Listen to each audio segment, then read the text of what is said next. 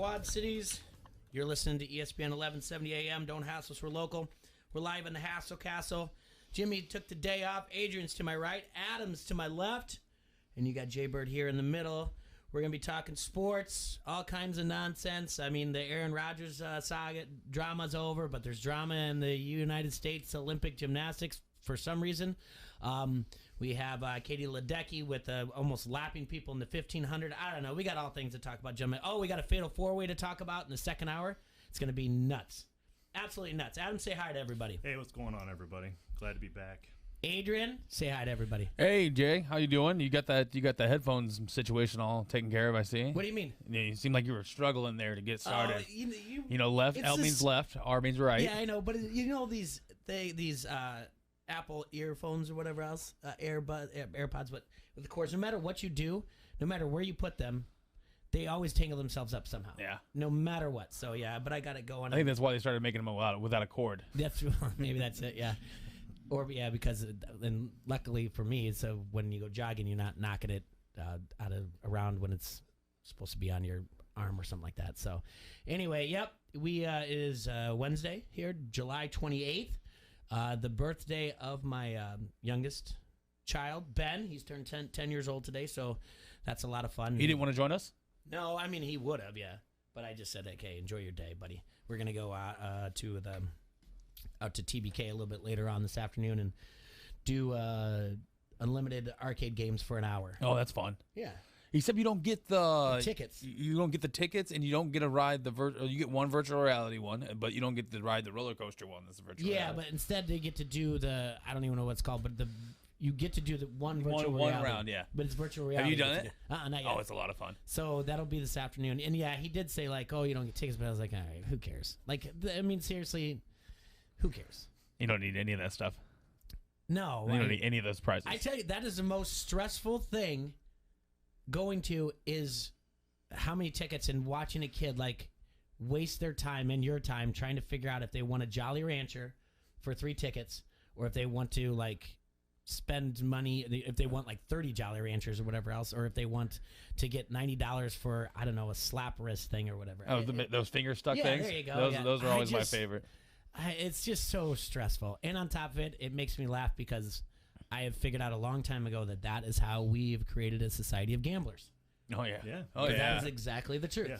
Well, does anybody else get the feeling of like when you have that like 3 tickets left and you can't buy anything with, you're like, I can't just waste these 3 tickets. I have to. Now I got to go get play some again. more. Yeah. So I'm not going home with any tickets. And again, that is much like the casino when you're at the slots and you've got just like 30 cents left and you cash out and you're like, I'm going to keep this ticket because when I come back, knowing that you're not coming, because I'm not, I don't do the tables a lot. So, but if I keep it, I will find it like months later and be like, oh yeah, I'm definitely taking this 30 cents back. So that's do they still do tickets? Isn't all like on like a little debit card now? Like it's like you swipe. Yeah. That's not fun. Yeah. You know, I'd rather carry around a bunch of tickets. I know you really folding them into fives. You know, yeah, that's what you want because you want to hit that on skee ball and just watch it come out. Ding ding ding ding ding ding. Yeah, no.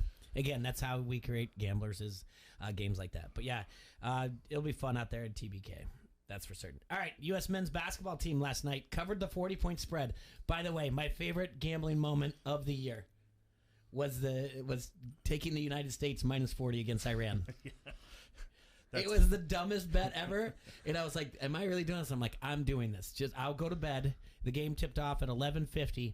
And I was like, I'm going to do this, and I'm going to fall asleep, and hopefully I wake up to them covering the 40-point spread, and they beat them by 54. Also on the highlight, this is why gambling is fun, guys.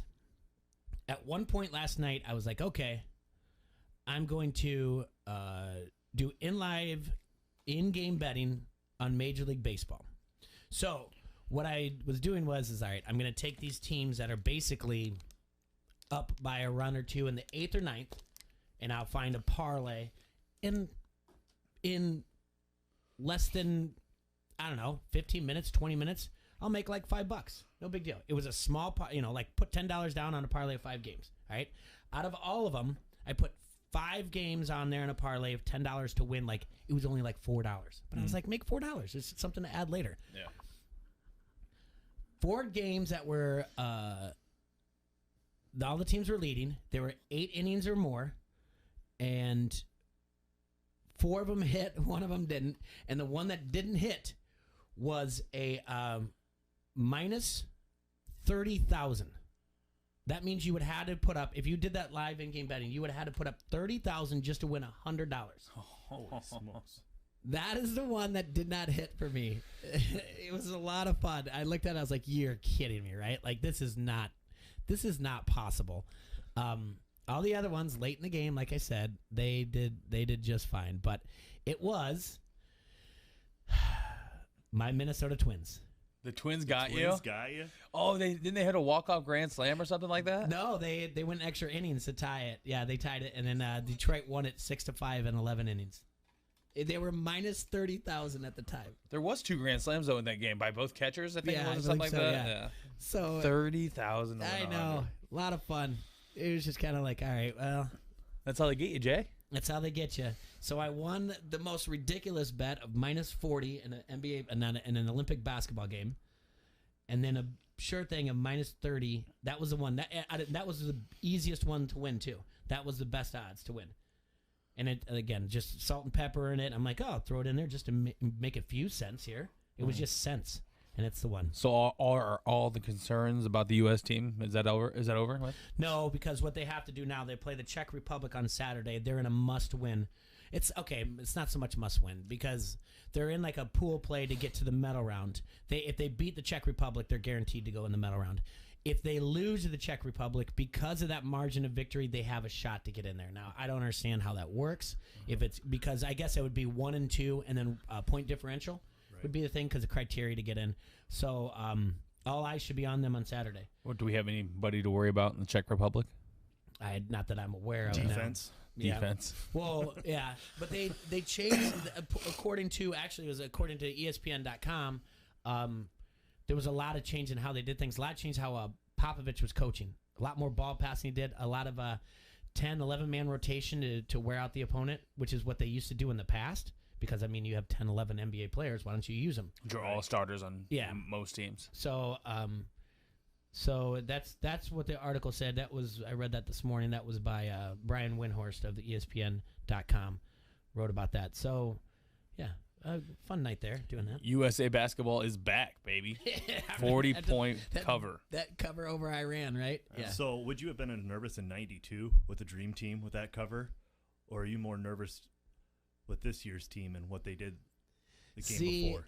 That's an interesting question because going back on it, I would have liked to see someone would know, or if we had someone out there like in the Vegas stratosphere would know what the lines were back then.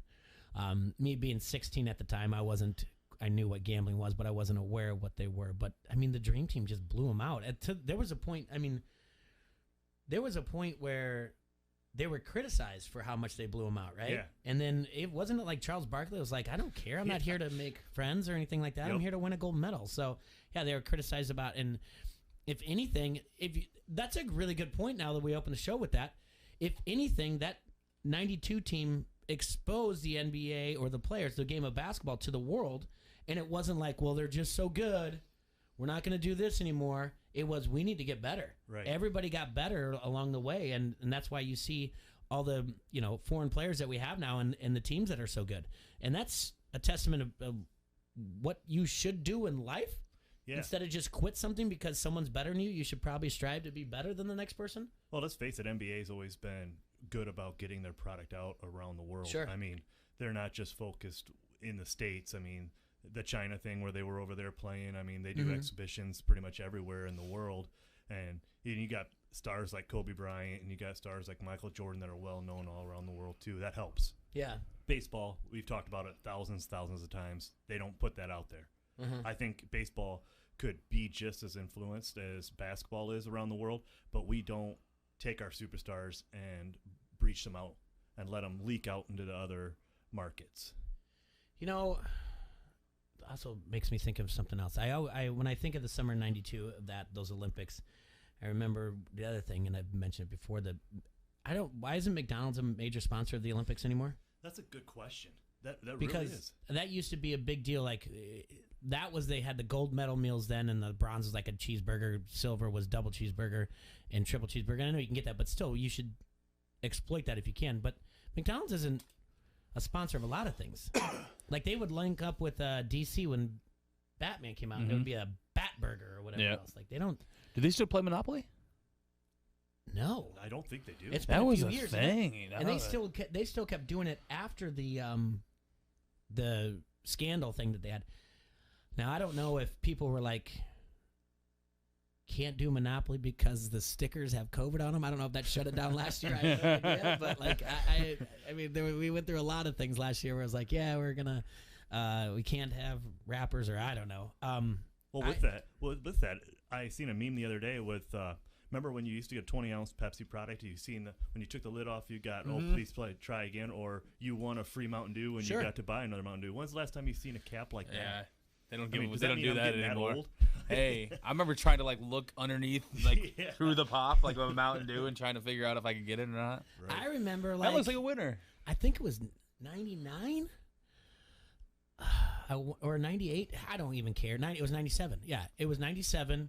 It was a March Madness, and if you drank like a Mountain Dew, you got an NCAA team. Yeah. And if they won it, you could turn it. And I had Arizona. I think they won it that year, and I still didn't mail that sucker in. Yeah, I kept all the Big Ten schools. Yeah. Like every time I got a Big Ten school, I put it up on my shelf. Like, oh, this could be worth money someday. Yeah. And then your mom cleans your room out, and you no longer have your caps. That is not a thing anymore. Yeah. No. Yeah, man.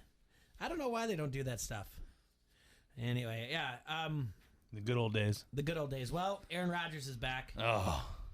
I know. That was really disappointing. And apparently they're trading for Randall Cobb. Remember when Vegas said he was going to retire? Like, how dumb do they feel right now? And so, yeah, Randall Cobb's going to come back. They're going to trade for him from the Houston Texans. So is that what his big weapon is now? Like, I guess old Randall Cobb. I guess not old, 31. He tweeted something like coming home or something like that. I don't know. Why'd you leave in the first place, Cobb? Like, didn't you sign the free agent deal? Yeah. He's been Dallas, Houston. Oh yeah. So does that take fantasy talk? Is that going to take away from Devontae Adams in your fantasy draft? No, he's still one of the. He's top Rodgers 5. I mean, Rodgers did connect a lot with Cobb up that slot. Yeah, he connected a lot with Devontae Adams too when he was playing. They played together. No, I don't know. I'm staying away from the entire thing. I feel like an injury this year could keep him out for the year because he doesn't really want to play there. Yeah. So Erickson, I texted him this morning when I saw the thing, but Erickson says about receivers for the Packers. He said pick up or draft Amari Rodgers in fantasy. He will be the clear-cut wide receiver too. He says Cobb's going to be the mentor towards him, and he also said Cobb is a bear assassin. Yeah, it's not fun. Yeah. So Aaron Rodgers is back. Basically, we talked about this yesterday. The deal is that they're going to cut out the 2023 portion of his contract, and then they will reassess the situation after the 2021 season, implying that he will be traded in 2022. How about him showing up looking like a hippie? Yeah. Well, he had that. We saw it when he was in Hawaii, right? Yeah. Yeah. Cut your hair. What? Like, you're a professional athlete. Cut your hair. God. Act like you've been there. You're all angry that the way he looks or whatever else. So for the longest time. Can you imagine if you said that about Lamar Jackson? People would be like, oh, you racist. You can see, it's the truth, though. You can sit there and say, like, cut your hair, you hippie. Be professional. But if you said that about an African-American quarterback, you'd be like, oh, he doesn't know the culture. You'd be in so much trouble. You'd be buried. Be my last day here. Yeah. No, I'd be like, yeah, I'm all for it. Jesus, I mean, they cut us out on the radio. No, I had like 9 months of bomber. Trust me, you're okay. But yeah, and by the way, speaking of Lamar Jackson, he has COVID. Yeah, and did you see that he doesn't want to give up Good transition. number 8 until he wins a Super Bowl, and then he's going to change to number 1 and try to win a Super Bowl with that number then as well, because they want him to change numbers for this upcoming year, and he said he's not going to do it until he wins a Super Bowl with the number 8. And then after that, he's going to change his number to number 1, and it's going to give him motivation to try to win a Super Bowl with that number as well. Okay. He's for sure retiring with the number 8. This is a good thing to talk about before Better we have call to go Ray to break. Lewis. What's the reasoning behind this? So I don't know if it's another teammate or if there's something going on, but they were talking about he needs to change his number, or wants to change his number, or someone wants him to change his number, and he said he'll change his number after he wins a Super Bowl as number 8, and after that, he's going to go to number 1, and that's going to give him motivation to win another Super Bowl with a different number. Is that because no quarterback with the number 1 has ever won a Super Bowl? I think that he just wants confidence to try to win a playoff game. I don't know. What? That was just what he was quoted saying. I did not see this. This is an interesting. All right. So somebody wants the number 8. Is it because D-backs can go to like 8 now? And Probably. Yeah, somebody wants it. Headed in college. Who on the team has the testicles to go up to Lamar Jackson and be like, I want your number? We gotta figure out more about the story. I mean, I'm actually gonna look into this. All right, we gotta take a break here at ESPN 1170 AM. Don't hassle us for local. We'll be right back in just a few minutes. I've been earning and burning, snapping necks and cashing. You like that? You like that? Give me a hell yeah. I said give me a hell yeah. Hey, this is Dorf with Dancing with the QC Stars. You're listening to Don't Hassle Us for Local. Hear every game of Chicago White Sox baseball on ESPN 1170 AM. Back toward the wall. It's gone. Len Casper and Darren Jackson are on the call. Chicago White Sox baseball on ESPN 1170 is presented by Wheelan Presley Funeral Home and Crematory, Circle Tap, Crawford Company, and Vegas Gaming Cafe. Check ESPN1170am.com for the full White Sox schedule. Hey, I'm Andy. If you don't know me, it's probably because I'm not famous. But I did start a men's grooming company called Harry's. The idea for Harry's came out of a frustrating experience I had buying razor blades. Most brands were overpriced, overdesigned, and out of touch. At Harry's, our approach is simple. Here's our secret. We make sharp, durable blades and sell them at honest prices for as low as $2 each. We care about quality so much that we do some crazy things, like buy a world-class German blade factory. Obsessing over every detail means we're confident in offering a 100% quality guarantee. Millions of guys have already made the switch to Harry's, so thank you if you're one of them. And if you're not, we hope you give us a try with this special offer. Get a Harry starter set with a 5-blade razor, weighted handle, shave gel, and a travel cover, all for just $3 plus free shipping. Just go to harrys.com and enter 5510 at checkout. That's harrys.com, code 5510. Enjoy. Baseball is back, and you can catch every swing of the bat, every double play, and every strikeout at Circle Tap in Davenport. Watch every game on one of their 17 flat-screen TVs, or enjoy their beautiful outdoor patio. Get $1 Bud Family Drafts during every Chicago baseball game and take advantage of their daily food and drink specials. Plus, enter to win your favorite Chicago baseball team swag bag. It's valued at over $200. Enjoy great food, great drinks, and great friends all baseball season long at the Circle Tap, West Locust Street, Davenport. Make this summer the start of your new career with Williams White & Company. A division of Dorfer Companies, Williams White is North America's premier hydraulic press and industrial rotary dryer manufacturer. They're looking for enthusiastic individuals to join their Moline team. Williams White offers competitive benefits and even a sign-on bonus. Visit them at 600 River Drive, Moline, for on-site walk-in interviews Thursday and Friday, August 5th and 6th from 8 to 5, or apply online at williamswhite.com. Attention business owners. If your biggest question is, how can I find more customers? Then Town Square can help. Go to mylocalcustomers.com for a free competitive analysis that will show you how the most successful businesses grow and how you can do it too. These strategies are simple, and we can show you how to apply them to your business. Be one of the first businesses to sign up, and you'll receive $500 in free advertising on this radio station. Visit mylocalcustomers.com. That's mylocalcustomers.com. Wave your black flag. Your new home of White Sox baseball is the Quad Cities sports leader, ESPN 1170.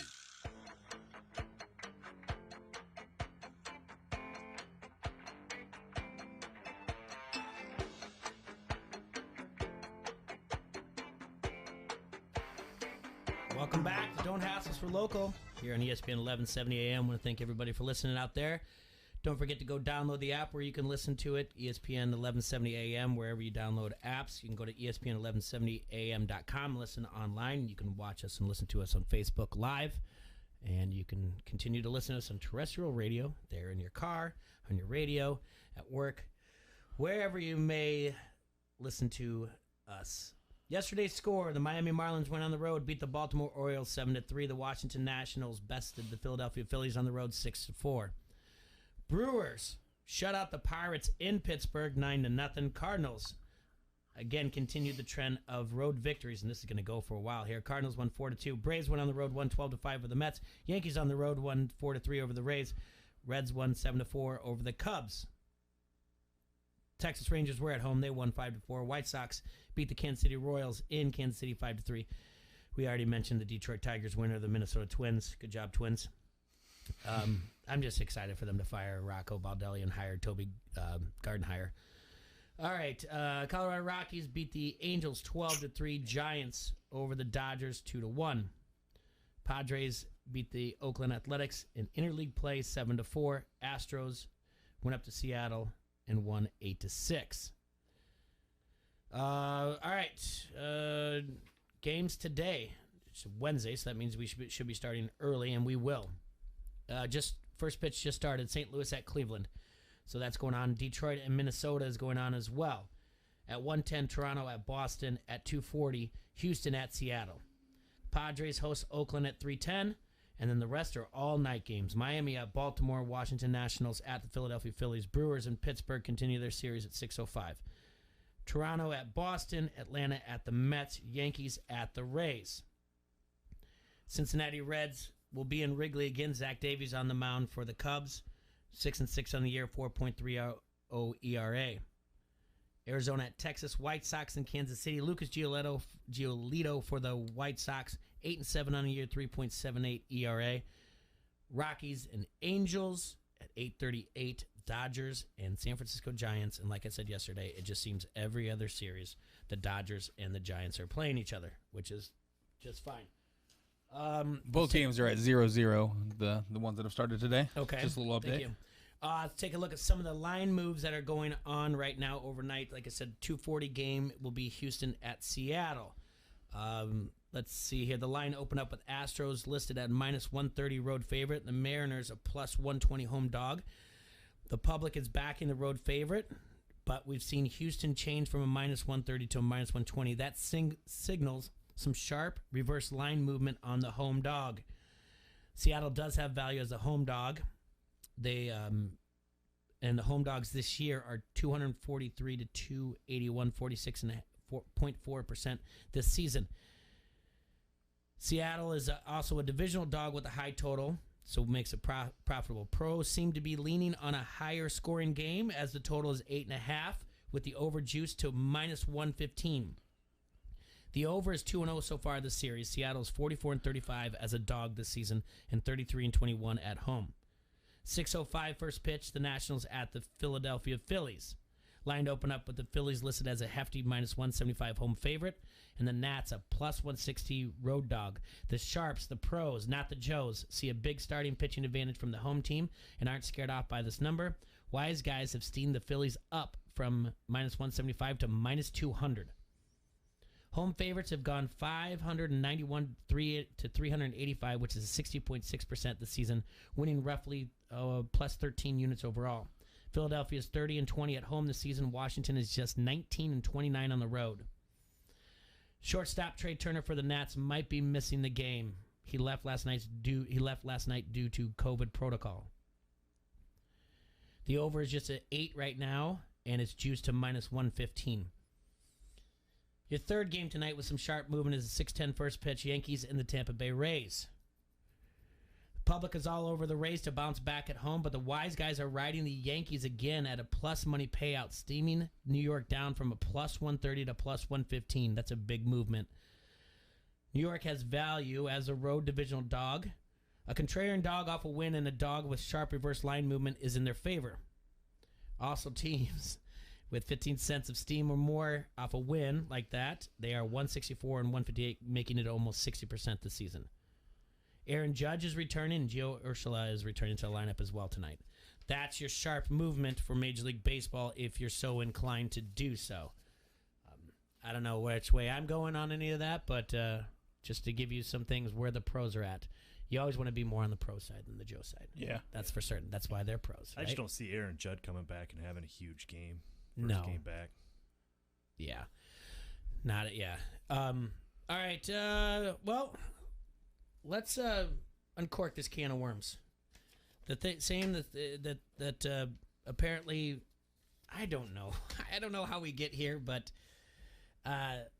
you might get Simone Biles pulls out of the team competition, and then yesterday pulls out of the individual competition.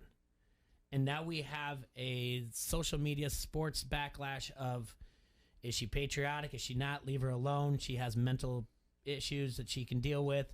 Where are we at on all this? Like, again, it's not an opinion. You don't have to, well, you can have an opinion, but is this a big deal? Is it? That's a really good question. I mean, I think a lot of people are putting their patriotic hat on and are looking at it at that aspect as rather than as, game 90 of 182 in baseball. And I was talking to Adrian on the way in today. I was telling her, right before she went and did that team event and she was on whatever one that was, she went and did her twist. She missed a twist by she's supposed to be doing 2.5 twists, and she only did a 1 twist. So she was missing a twist and a half still. And just by looking at her, you could tell, I'm like, she's got the yips. That's exactly what it is. She's in her own head. And, that starts to raise questions up, like your mental toughness. Like, are you there mentally? Like, that's where I went right away. But then as I started to research this and look into it more, you start to think like, okay, she's a gymnast. She's flinging herself 13 feet in the air. If she's got the yips, if she wants to back out, more power to her. I mean, you could really injure yourself if you're not 100% focused in there. But then on the other hand, I've got the other Adam on the other side of my shoulder saying, but her team relies on her. She should be tough enough to get through those yips or, talk to someone about it and go from there. But, I think everybody's going to have their opinion on it. And I think before you make your opinion, just do a little research and, try to figure out which side makes more sense to you rather than just going off the patriotic handle like Iran Mexico might, just saying, America this, America that, we're the best. We need to put out the best. If you're not tough enough, then don't be there. But I don't think that's the right attitude to have. I do agree with you that she's definitely got the yips and, kind of like, the mental stage wasn't there. And I think it all stems from the couple days before where the judges started talking about the point totals and how, they're not going to give her the points because they don't, even though she deserves them. You start losing focus. It's like, well, okay, what can I do to win? And when she backs out, there's still replacements. It's not like we're just going to go find somebody off the streets. These other girls are trained for the Olympics as well. Sure. I'm not saying that she's not the best, but you can rely on the rest of the team to also perform.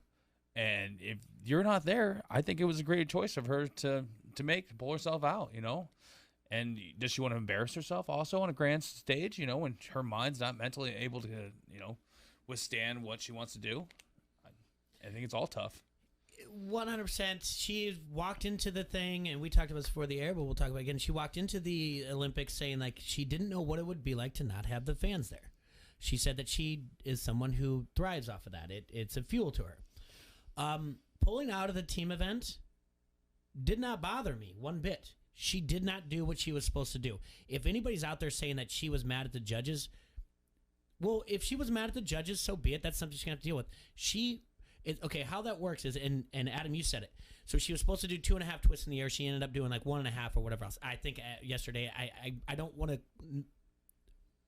if I'm going to say it, I'm probably going to say it wrong. I said it yesterday because I read it off the thing. What her vault was, it's named something, and the judges know it. The moment you salute, recognize the judges, your vault is in. So she knew what she had to do. She did not do it. She landed a little bit, but she did say that she did not know. She basically said she didn't know where she was in the air. So she didn't do it. She didn't get the score because the judges couldn't give her the score. They know what they're looking for. She acknowledged, this is what I'm supposed to do. She submitted, this is what I'm going to do. She recognized the judges recognized her. Here's what you have to do. She didn't do it. So there are people out there like, oh, she didn't like the judges. Well, if she doesn't, that's fine. She's not getting it just because of her name, right? She's one of the greatest of all time, all right? There's no doubt about it. So she pulls out. She scores a 13.6 something else. What did I say yesterday? Something more than I can ever score. How's that? It's It's low for her, but it's something I couldn't score. And if she's upset, then she thinks it should be given to her. That's fine. That's not fine. But if she recognized that I'm not doing well without the crowd, I'm not feeding off it, my situation, my environment's not there, I'm putting myself in jeopardy, or we're not winning gold. Period. She can pull out team competition. Now, as far as individual, who cares? Someone else can win gold. The individual now is all hers. And what was she going to win in gold? The floor, that's it. So are you upset that you don't get to watch this? Now, I understand if you're out there and you're like, well, my daughter's in gymnastics and she looks up to her. Fine, my daughter isn't. Sorry. But the majority of people that are upset about this, saying this unpatriotic or someone else could have gone to the games, no. You just wanted to watch her. And if you want to watch her, go to YouTube. Yeah. Like, that's the thing. Just go watch, do whatever else. I get it. There's I've said it before, gymnastics, swimming, track and field. Those are the top 3 people watch.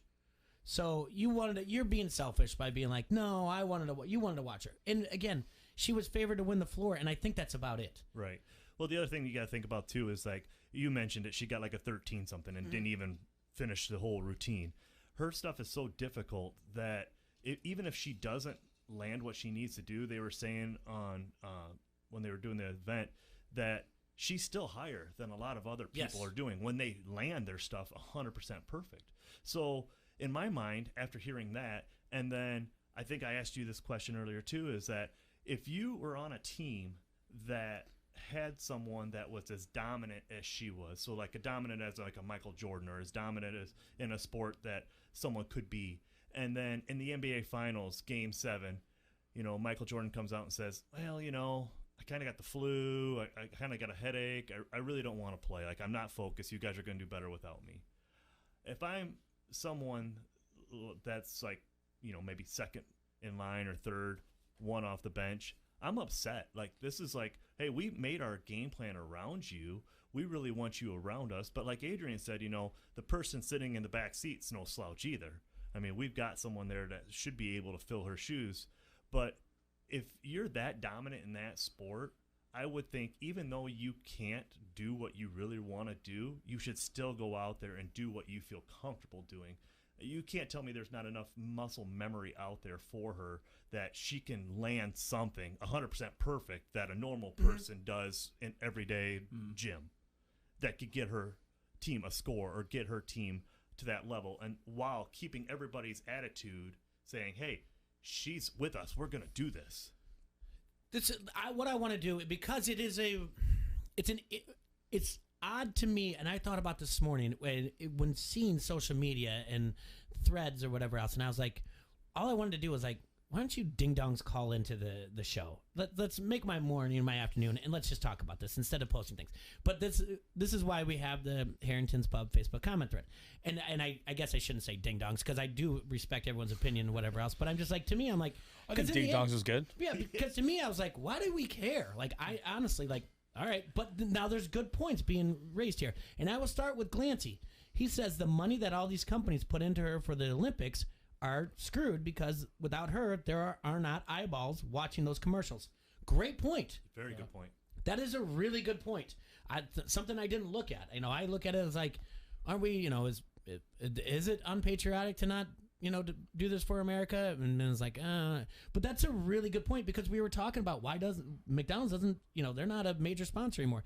I mean, back in the day when we talked about in 92, you had Michael Jordan and Larry Bird doing the one-on-one, playing game, horse. Yeah. So that's a really good, it's a really good question. Parker says nobody is not respecting her. She may still be the GOAT, but you are supposed to be celebrated for overcoming stuff. People are acting like it's heroic. It's not. All right. Twofold there. In a matter of when it comes to mental health, if we're doing that, it is heroic. And we look at Naomi Osaka. We look at her when she didn't want to do the press at the French Open. We were like, hey, leave her alone. And if she has a yips, it's mental or whatever else, or anything's come back, there's a time to show that, to be like, hey, we need to. It's awareness, mental health awareness. I don't know where that is. I don't think it's. I'm obviously going to be sensitive to the scandal and the cover up by Dr. Larry Nasser, and she was definitely part of that. But it's not her that came out and said, "I have PTSD from this." There are people that are like, "Hey, she was molested by a monster." Well, when she's winning world championships for years afterwards, no one said like she overcame this monster. You know, do you know what I'm saying? Yeah. It was never brought up. So, but I get the point. I'm not taking anything away from it, but it just seems like people are coming to using that, and she's not. She's just saying. I mean, she flat out said, "I didn't want to go out in any of the other events second guessing myself. So I thought it would be better if I took a step back and let these girls go out there and do their job." That's the yips. She did not know where she was at. Yep. She was not landing what she needed to land. She was putting herself in harm. And on top of it, she's right. Do you want that for the rest of? I mean, if NBC is calling her the GOAT, and we'll talk about that too, because Stocking says some things. But if you are the GOAT, do you want that situation where you just see tumble after tumble? I mean, lack of better terms, her to Chuck Knobloch herself out there? Yeah. Nah, you don't want to see that. And that could affect other Olympians as well. I mean, if you're sitting there, me personally, I've always been an advocate for mental health, and I'm kind of caught up on this one because being an athlete and being always taught mental toughness, extra effort, you always put that into there. You got someone like Carrie Struthers, I believe that was her name, right? That did the last minute thing where she broke her ankle and landed on it and, got carried off the field. And, you look at that and you go, okay, she knew she was hurt. Like, she knew, like, when I land this coming down, I'm not walking away with this without something broken. But she went ahead and did it anyways. That's why I'm saying, good for her for sticking up for herself. First of all, I can't say no to that. But at the same time, you got to sit there and go, like I said earlier, you're a heck of an athlete. You're a heck of a gymnast. If you just toned it back and didn't do the things that you're named after, like they have moves that she does that are named after her.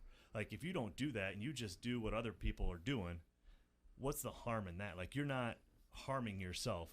For you to say that you were worried about injury and everything else, that's because you were wanting to go big or go home. And, in the words of Ricky Bobby, if you ain't first, you're last. And if that's what her mentality was, then so be it.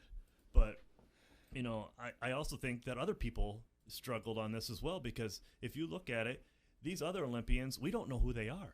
But if you look at the Fab Five and all the other names that they had, we knew their names because they won gold. Now that the U.S. Olympic team did not win gold, can you name more than one person on that team? Cannot. I can't. Cannot.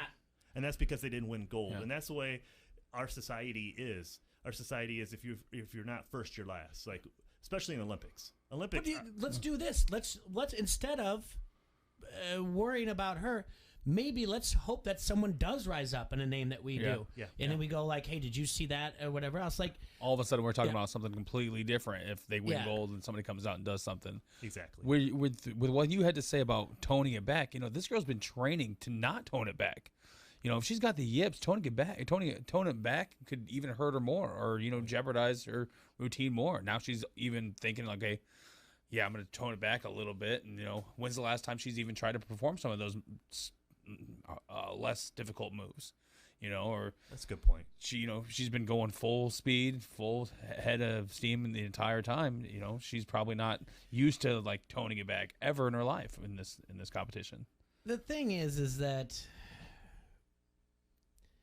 yeah, the NBC can sit there and call her the greatest of all time, and Stocking says, and we'll talk to more about Stocking because he's got a memory that he can put things on the Harrington's Facebook comment thread, but I'm going to make a point here. He said NBC was calling her the GOAT for the last few years. She is very, very good, but hold off on the greatest of all time. Hey, guess what? You can call any gymnast you want the GOAT, because every 4 years I'm going to forget the one that was previous 4 or more years. Yeah. So I'm just going to go, okay. Is she? Oh, sounds good. All right, I'm going to watch that. Hey, that's what I got to turn the TV on for. Yeah. You can do that every time, and I'm not going to go, nuh-uh. And it's going to continue to happen. Yeah. It'll never stop. And Stocking can list plenty. And we know the Mary Lou Rettons. We know the Nadia Comaneci. I'm probably pronouncing it wrong. Who? We know, Carrie Strug. We know those things. But, again, there will be somebody, and I'll go, okay. I'm not gonna go. Nuh-uh. Do you remember? Do you remember back in 2016 Olympics or whatever else? Be like, oh, that was something else to watch. I watch it. That's great. I move on. And guess what? 48 hours later, if someone's like, yeah, man, that gymnastics, would be like, yeah, oh yeah, that was cool. I did watch it. I mean, yeah, you're not gonna sit in pints and talk about, hey, remember in '92, like who was that girl that did that one vault? Like you do like with basketball, like who was drafted in '92, like first round, like. Yeah, exactly. There are certain things. I mean, it's fun to watch, and you're excited because you're cheering for Team USA, and I think that's great. And you're watching sports you'd never watched before. And it's the same thing like last night. The Katie Ledecky, she's swimming at 1,500. That's a very long time. I didn't know it was going to take 15 minutes, but it did. And then at the end of it, like I'm goofing around because I'm like, I can't wait till the end. I'm going to start chanting USA and see if I can get this bar chanting USA. That's all I wanted to do. Didn't care much more. And then all of a sudden, it's just still going on. And it's still going on. And it's still going on. It's like a Fast and the Furious movie. Yeah. And then, and then finally, the person was like, hey, you could start your chant now. And I'm like, what? And she touched the wall. I'm like, why did you not tell me? I wanted to do that. You got to let me know, like, when there's going down and back. Like, you can't just be like, and then, like, I tried to tell you. I was like, oh, I got lulled into sleep. So she was swimming for 15 minutes straight? Yes, 1,500. That's crazy. What? That sounds awful. It is the weirdest thing ever. Terrible. Yeah. It's like everything. And it's fun because you're talking to people who actually like know swimming. I'm like, why isn't she kicking her legs? And they're like, it's a long distance swimming. I was like, why isn't she kicking her legs? I was like, if I'm paddling a boat, if let's say I'm in a kayak, okay, so I'm using my arms, and if someone puts a propeller behind me, I'm going faster, right? Yeah. They don't use. Jason Anderson said 30 laps. Is that how many? Yeah. That's how long? Yeah. Yes. This is 50 back and forth. Just by yourself, like just Yeah, you. like, This is not a team event. Then I asked like the dumbest questions. I'm like, I wonder is she allowed to listen to music in her cap? Do you think they have caps No, like that? Do they're they like, have no, caps with like Bluetooth speakers? I was told no because Come on, let's get them. I was told no because the coach could like coach her. What's wrong with that? Let's just keep it going. You're first. If you looked at that guy from Australia, I'm pretty sure everybody in the pool heard him. Yeah. Well, and the other thing is now because there's no crowd. Pay attention if you have swimming on, you have the volume. Coaches have like individual whistles. I don't know how they hear them when they're taking a breath, but they have different whistles, and you can hear the whistles now. Before you just hear the crowd, but they have certain whistles that they're used to hearing. So they are coaching them. I don't know what they're coaching them, like keep breathing or whatever else by a whistle. Take a breath. I have no idea. But I was like, I would want some music in my cap, and they're like, no, you can't have that. And I'm like, all right, well, what do you think? Do you think like a sports psychologist tells her like, hey, do you have a favorite song? Think about this this song for 15 minutes. Yeah, what do you think about for I don't know. long while you're underwater? It's like, don't drown. I don't, Don't drown. Yeah. Boy, this is really chlorine-y. Yeah. What was it the other day? I saw a meme. It says, if you ever feel like your job is pointless, think there's a lifeguard at the Olympics. Yeah. That's a good one. I like that. Going back to what Sakin said, though, going back to Simone Biles, I said on the vault that she attempted before scratching, she bounced and nearly ended on her knees and totally missed the vault, much like a diver who would miss a dive. Again, she did mention that she didn't want to keep second guessing herself. He did go on to say that I know she was in 5 individual competitions, but he says that she believes she was favored in the vault and the all around as well as the floor. Probably the all around and the floor, but I don't know the vault that she was favored in. But if she was in 5 individual competitions, great. 5 people that have a chance to win a gold that didn't before. Well, I think it's good that she backed out of the individuals because it would give a lot more social media power if she quit the team, but then still did the individual. Do you think like she's at the gold medalist in one of these 5 events at a cocktail party and like, and they're like, hey, you know such and such? Like, no, she won a gold medal. And I'm like, come here, get over here. You won a gold medal in the Olympics? Like, yeah, in gymnastics. He's like, what year? 2021, but it's the 2020 gymnastics, but it's 2021.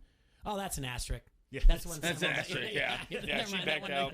Couldn't do it. Yeah. I didn't know people were attacking like her patriotic spirit, like that. Like I didn't know they were kind of coming at her that way. Well, yeah, I mean, and it's just trolls. I mean, it's the people that, like Jay said, that don't have much to do other than play Fortnite in their mom's basement and write about what they feel is patriotic and unpatriotic.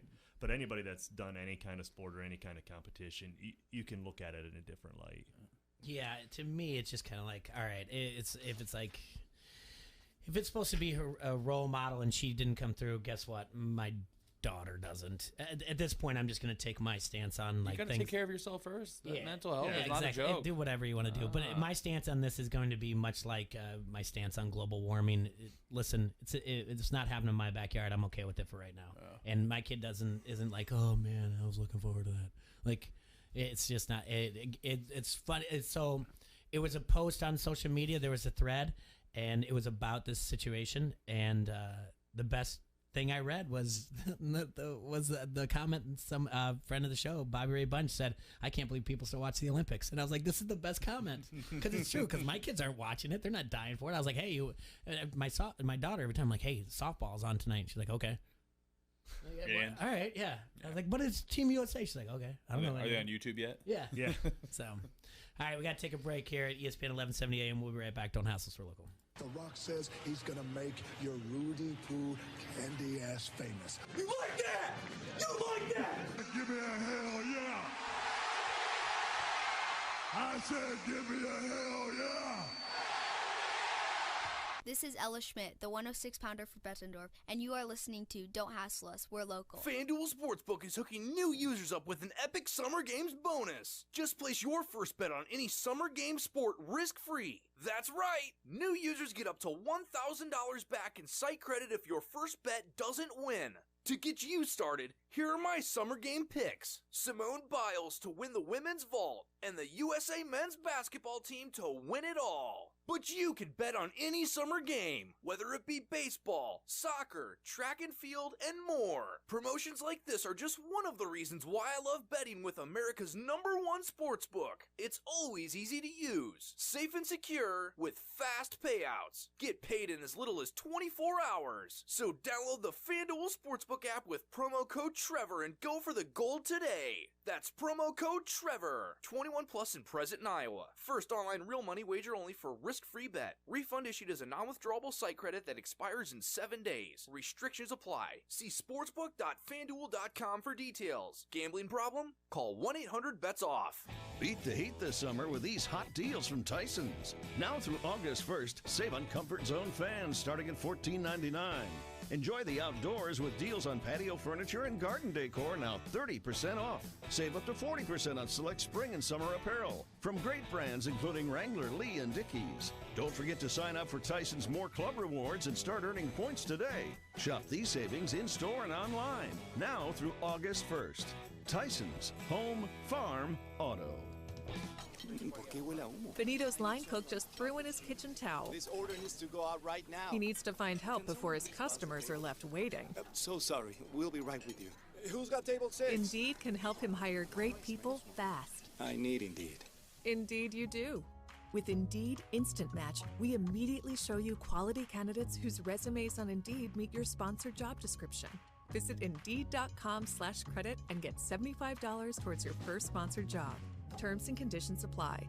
Your schedule is busy, so when you have an air conditioning, plumbing, or appliance problem, you want to call someone you can trust to give you an honest, no-hassle assessment of your situation. TMI's technicians will show up on time and will work tirelessly to fix the problem right the first time. And if you need a new air conditioner installed, there are great manufacturer and utility rebates available so you can still save big money. For courteous, on-time service fixed right, call the professionals at TMI today. Pointing you in the right direction. 3 Doors Down, the Better Life 20th Anniversary Tour. Friday, September 10th, the Rust Belt, 3 Doors Down, with special guest 2021 American Idol winner Chase Beckham. For the first time ever, The Better Life played in its entirety, plus all the hits. Tickets on sale now at therustbeltqc.com. 3 Doors Down with Chase Beckham. The Better Life 20th Anniversary Tour. I'm Patrick Claybon with NFL Network Now on the Westwood One Radio Network. Aaron Rodgers is back with the Pack. After an offseason of discontent, the league's reigning MVP reported to training camp on Tuesday. Rodgers and the Packers are in the final stages of a reworked deal, and if that isn't enough, NFL Network's Tom Pelissero reports Green Bay is working to add wideout Randall Cobb, a former target of Rodgers, via trade with the Texans. Cornerback Xavier Howard has been searching for a new contract. Now the All-Pro is looking for a new team. The disgruntled defensive back released a statement on social media Tuesday saying he has requested to be traded from the Dolphins. Howard arrived at Dolphins training camp on Tuesday and stated he'll remain at camp so he doesn't get fined. And Lamar Jackson has plans for a number change, but under one condition. Jackson says he wants to win the Super Bowl wearing his current number, 8, then switch to number 1 and do it all over again. This has been NFL Network Now on the Westwood One Radio Network. The real estate market is always tough. But this market, it's unlike anything we've ever seen. When the average home stays on the market just 24 days and houses routinely go for more than the listing price, who you work with matters. Realtors have the expertise, local knowledge, and personal touch to give you a competitive advantage throughout the entire home buying process. And that's something an ordinary agent could never do. So make sure your agent is a Realtor. Realtors are members of the National Association of Realtors. That's who we are. At Lowe's, we know your home is an expression of you, and we see you walking down these aisles of possibility, running your finger on that marble top Allen & Roth vanity, regularly $5.99, but now $3.49, and finding that perfect rattan pendant at an everyday low price of $99.98. In our showrooms of style, you'll find whatever you're into at a price you'll really get into. Lowe's, home to any budget, home to any possibility. Selection varies by location. While supplies last. See associate at Lowe's.com for details. Valid through 8/29/21. U.S. only. This is Len Casper. You're listening to the new home of the Chicago White Sox in the Quad Cities, ESPN 1170.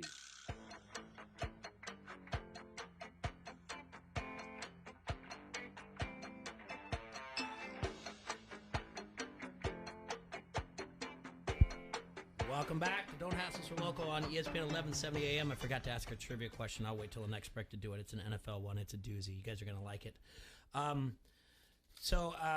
Going back to before we went to the first break, the Lamar Jackson thing, number 8, number 1 over number 1. He wore number 8 in college.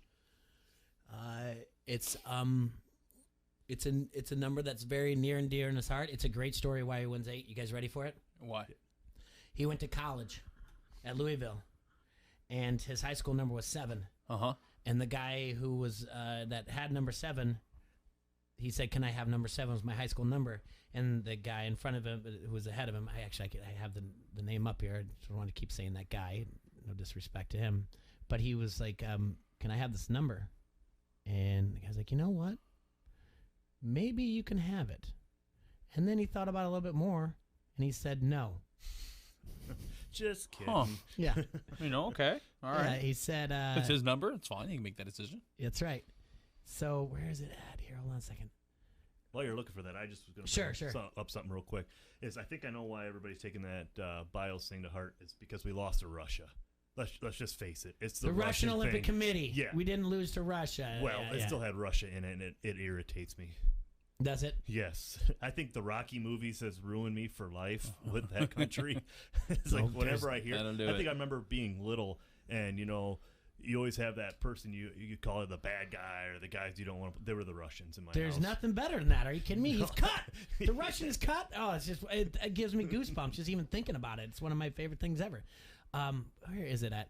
It's not that big of it. All right, so he asked the guy, he's like, "Hey, can I have number 7?" The guy's like, "I'll think about it." And then he told him yes, and then he said, "Nah, just kidding." He's like, "Nah, we're not doing that. We're not giving it to you." And then so here it is. And so he's like, well, he's all upset, Lamar Jackson. He's like, "I don't know what to do. I'm really upset." All right, so it was Reggie Bonifon. Reggie. Yeah. And so he wanted the number, and he's like, this is Jackson saying this, recalling the story. This is a quote. He says, "I'm like, damn, are you going to change your number from me?" And he was thinking about it, and then he was like, "Nah." Classic. Nah. Got you. So then he called his mom. He's like, "Man, I can't get my number 7, Mom." And she was like, "No big deal, Lamar. 8 is the new beginning." And just like that, Lamar says, "My Instagram handle was New Era already. I just changed it to New Era 8. And that's where 8 comes from. It's a great story. That's it means a lot. good. It's not like an uncle had it or anything like that, or his father gave it to him. It's the first jersey that you never put on him or anything like that. It's just like, nah. Guy was like, "Nah, you can't have my number." He's like, "Okay." And the mom was just like, "Hey, let it go. It's a new beginning for you." And he's like, "Okay." So that's the thing. So basically, I would assume it would be a thing of a new beginning that Lamar Jackson goes from 8 to 1. Be like, well, I already won 1. The new beginning is to win 2. Yeah. He looks like a number 1. He looks like he should have the number 1 jersey. He would be the first NFL quarterback to win a Super Bowl as a number 1. Well, Jalen Hurts, he went to number 1 too. Did he? Yeah. Well, after Carson Wentz went to Indy and took number 2, Jalen Hurts took his number from, I think it was like, I don't know, I'm not sure what he was wearing, but put it at 1 because he's like, oh, I'm better than you. Is that for real? Yeah, that's a real story. I do that's a real remember hearing story. something about that. So I wear number 1 actually in slow pitch softball. Do you want to know why? Okay, why? So when I was younger, and Sure. Little leagues, I was always the husky kid. Well. The husky kid. I didn't know he that. can't fit into number 1. He had to go be number 17 or 16, 17. He couldn't fit into those jerseys. So now that we make up on our own, I put the number 1 on my back, and I've been doing it for 8 years now because they never let me. I couldn't fit in the number 1 jerseys when I was little, so now I got the choice. So I feel I can be number 1. I feel your pain because I was always like 1, 2, or 3 because I was always a tiny guy, and they're like, "Here's the small." Here's the small. Yep, that's same with me. Number 3 my whole life. Yeah. Like it follows you. Isn't that crazy? I was always the high end numbers. Yeah. Like 8, I think 18 I wore in high school just because it was like the bigger number. You're like looking at it, like, okay, so 2 is like Yogi Berra. 3 is like I think like Steve Sachs was 2 or whatever. I was like, I like Steve Sachs, and everyone's like, what? No, you should like Ryan Sandberg. I'm like, whatever. Babe Ruth 3 and Ozzie Smith was 1. And I'm like, oh great, there's my guys. I'm none of them. But yeah, that's why I had to do it. And then as far as numbers go, I was supposed to have 11 in football because I only went out my senior year, and the guy a year ahead of me only went out his senior year. So we wanted to have like a thing where we were starting to a thing where he was 11 and passed down to a kid that goes out just for their senior year. Senior year, yeah.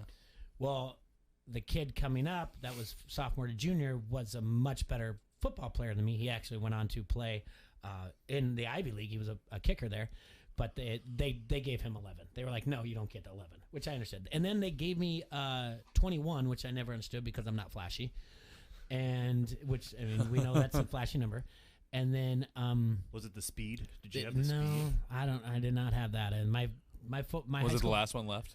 I don't know. It must have been. No one. I guess no one else. Nobody wanted to do 21. Gosh, darn it all. I mean, my high school football stories are just legendary of how bad I was. And then the day I was gone, I was out of town when they were doing uniforms for baseball, and they were just like, give him 21. And the coach was like, why?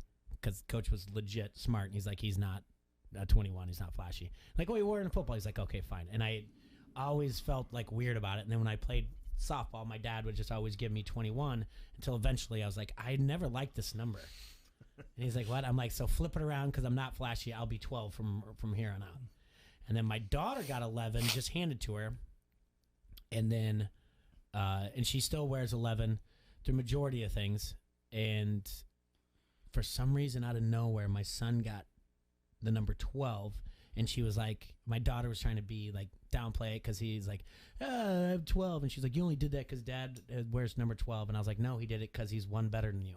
Oh, now she's got to be 13. She was so mad. She was so angry with that. And my son was like, yeah, that's why I did. I was like, you did not. They just handed you a jersey. You ding dong. So like, so you've been 3 your whole life? Yeah. Through T-ball all the way up through college, I tried to always have number 3. And it's kind of funny because I was talking about it with my wife. I was like, I could be 70 years old in a wheelchair, and my grandkid comes up. He goes, Grandpa, what number do you want to be? I'll be like, I'll put number 3 on my back because that's the only number I'll ever be. And it's just crazy how that's the first thing that pops in your head. It's like you've got to be that number that you've grew up with. So here's what I think of now, being the old man that I am. Flashy numbers wise. I mean, if you see someone in baseball wearing 99, you're like, okay, well, what I hate in slow pitch. What, 69? Yes. Yeah. I hate that in slow pitch, and I hate the .08. I hate that too. I'm like, right, Adrian, you put me on a softball. You have me pull up on a softball diamond, and here's the things that are going to trigger me. The pants that are striped vertically that are different colors that look like a circus tent. Those aren't really a thing anymore. They Trigger. Used to be Trigger. Used to be a big I'm thing. not Trigger. the team standing around with 16 softball bats sticking out of their bat bag and a flat bill. That's a big one. Yeah. The 69 and the .08, and I'm automatically like, I'm out. I can't be here. I can't be here. Automatically, I'm looking at the other team. If it's the other team, obviously, but I'm looking at them like one of those guys is going to try to spin the cap and go up the middle. I'm going to get angry. I can't. I shouldn't even be here. My blood pressure's already through the roof. I just shouldn't even be playing ball. That's going to be it. But the flashy number for me that's going to be in college football will be 0. Yeah, it's going to drive me nuts. Yep. It does every time now, and I know it started last year, but it's going to get more and more popular that someone goes to 0. And all of a sudden, somebody's going to be 00. Yep, that'll trigger you. Yeah, and it's because like. No, do you mind the guys that like come up with like the Jorge Solars stayed with 68 or the Puig that was like 66 or something like that? Like those are the numbers that the teams gave to them when they were coming up. No, that makes sense. To they me. came up and they kept them. You know, that's their first number in the bigs. Yeah, I go okay. 68's kind of strange, but good for you. Johan Santana wore 57. I never thought twice about it. Yeah. It's like, and then you have someone like Pudge Fisk who went to 72 because it was opposite of 27 that he wore at the Red Sox. So. Then as long as there's a great story behind it, like I called my mom and I was like, and she just said, no, it's a new beginning. I'm like, oh yeah, okay. That's a story to tell everybody. I'm glad that this is a big deal that he's going to switch to 1. I think you are right, Adrian. I think he's going to retire number 8. Yeah. I think it's one of those things like, hey, everybody's got to have a dream, man. Yeah. Everybody's got to have a dream. And then if he does, I just, that's a story. Like that's going to be something. If they do make it to a Super Bowl, that is 2 weeks worth of stories. Like, is Lamar Jackson really going to switch to number 1 after this if he wins? We'll find out when the big game happens on Sunday. Like, it's just going to drive me crazy. Absolutely crazy. I just, what else? 21, I think, is a flashy number. What else is a flashy number, though? The 99 one is, I get it. But I don't think there's not really 23. 23 I feel like 8 is a flashy number. I don't know why. 8 is? 8. I don't know. I feel like 23 definitely, but you got to. Is Javi Baez making 9 flashy? Well, going back to 23 right away, you think of Jordan, so you're like, you better. Yeah. You're the guy. Better. Yeah, and then Ryan Sandberg wore it too, so there's probably, in my opinion, there's not a better number in Chicago history than 23 because of those two. But as far as 8 goes, Cal Ripken. Yeah. That's it. I mean, that's not anything. 9, I automatically think of Roy Hobbs from The Natural. There's not, again, a lot of the numbers that when you think of, it'll be a lot of 12 in football. Cubs baseball players, if for baseball numbers that are lower, just because I was more following the Cubs and baseball cards when I was younger, memorizing that stuff. So 7 to me is more Jody Davis than anything, and 17 is Mark Grace. 7's Ivan Rodriguez for me. Okay, Fudge. But 12 for football because of Aaron Rodgers and Tom Brady. Tom Brady, duh. What is wrong with me? Yeah, there's got to be some more too. So speaking of those two guys, kind of going off a little different route here. Sure. So do you feel like the narrative has changed between those two guys? Aaron Rodgers used to be like this lovable guy, like everybody likes Aaron Rodgers, and everybody hated Tom Brady because he was winning Super Bowls under the Belichick reign. He didn't talk in interviews.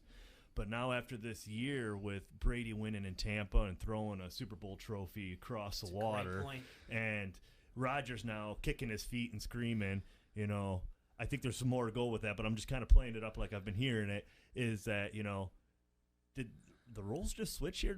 Are people more likely to like start hating Rodgers now? I think both can kick rocks.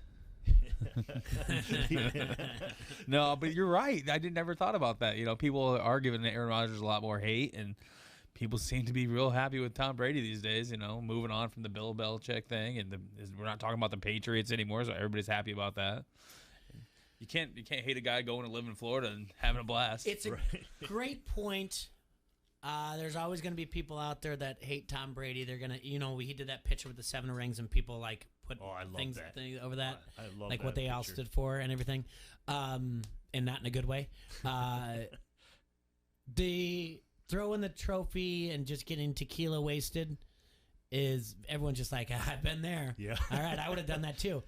Now, the thing about Aaron Rodgers is I think it's still 50-50 just as much as Packer fans 50-50. I think some people look at it as like He's not happy playing there, but he signed the contract. He needs a job. He needs to show up every day and do his job. And there's other people that are like that look at it and go, they really haven't done anything for him. So I see why he's pissed. Mm-hmm. So I think that's a 50-50 thing. I don't know. It's one of those things where Tom Brady's defying age, and he's still getting after it. And I mean, if everything people say are true, or that out of his different franchises or whatever else, that he's studying tape all the time, he's perfecting his game, he's working over and over again, and/or deflating balls. I don't know. That says a lot about him. And if he has his diet, and I think it's Alex Guerrero, and he, I don't know if he's in a oxygen chamber where he sleeps in. I have no idea. But if he's continuing working at it and being better, good for him. And I don't have all right. Let me ask you this, since you kind of like opinion. Who would you rather have a beer with? Oh, Tom Brady right now. It used to be Aaron Rodgers for the longest time, but I'll tell you where it changed for me is when the whole hosting Jeopardy thing came out. After that, I felt like my respect and my eagerness to want to meet him started going downhill, because then it was like, oh, he could go do this for the rest of his life. He could retire and become the next Jeopardy host. And then you start hearing all these things, and now all of a sudden he's unhappy. Okay, you were unhappy before, but why is this all coming out now? And if you watch like different videos of him, Tom Brady and Gronk together, it's like Tom Brady's like the old man, like the dad that's just sitting there having a drink with his kid, and I don't know, like I feel like Tom Brady would have some pretty cool stories and be like, yeah, you should have been here at this party. Like, those Patriot guys partied after every Super Bowl win. So there's got to be some pinned up, like, stories that Belichick wouldn't let out. And, Tom Brady's now, like, Dean Wormer's no longer head of the college. Like, we can go ahead and party every night. So, well, there was one year where Gronk got a lot of scrutiny for partying after they lost the Super Bowl. Like, he's jumping around like in a dance floor and like rocking it. Everything. Yeah, and he's like, oh, should he be acting like that after he lost the Super Bowl? Let the guy live, man. He's having a good time. He just got his season's over. He just like it's the summer break, There's like 30 other teams that didn't make it to the Super Bowl. Yeah. He can be okay after losing. Yes. He extended his season by 2 more weeks. That isn't interesting to think like who, because when you bring up stories and everything, because there's so many questions that you'd ask and which ones are better, because I guess I would be like, hey, Brady, rank the top 5 best post Super Bowl parties that you went to. Yeah, that'd be great. Sure. He'd be like, Tampa Bay being the first one right up there. He's like, hey, do you see me when I was acting after that? You can't use Tampa Bay though. He's like, oh, no, it's my favorite one. I'm gonna have to think about this. Come back to me. I got to do a shot of tequila. I'll think about it. I got to call Bill. Make sure it's okay that I say some things. You start hearing stuff about Aaron Rodgers and how he's just like, the teammates don't think he's really personable. Like, you start thinking about that, like, okay, does he really have any good stories about maybe his team's like, oh yeah, we don't talk to him, we go out and do this, but Giselle, all those people, like Tom Brady's got connections, they're not excluding Tom Brady out of the parties. I feel like Aaron Rodgers only got like a handful of friends on the team. Like, he's got like his really close crew, and then he doesn't really associate with anybody else. I feel like even the way he showed up yesterday to training camp, he kind of looks like almost like he'd be into like psychedelics right now. Like, I've been in Hawaii, man. Like, I've been sitting on the beach. He keeps everything close. I mean, if you listen to AJ Hawk is on the Pat McAfee show a couple times a week, and they don't care, and Pat doesn't care. He's just like, hey, AJ, what's he gonna do? And he's like, I talk to him like once a week, and he does not tell me what he's doing. He does not let me know anything like that. I mean, and I'm sure AJ respects him enough to be like, I'm not going to bring it up every day. Yeah, but it is I don't know how much Aaron Rodgers would let you in with if you had a beer with him, but even on the golf course when he never broke the character. Like, they were trying to get it out of him a little bit. Like, he's like, I think he's the leader of the Packers. Like Tom was saying that to him, and he wouldn't. He's straight faced, just kind of ignored it, act like it wasn't even there. Like the question didn't even happen. Just kept playing. Yeah, I think you're right, Adam. I think you're onto something that they have switched. This was a classic Stone Cold Bret Hart heel face turn. Oh yeah, there you go. Yeah. Yep. Hashtag Team Tom. Yeah.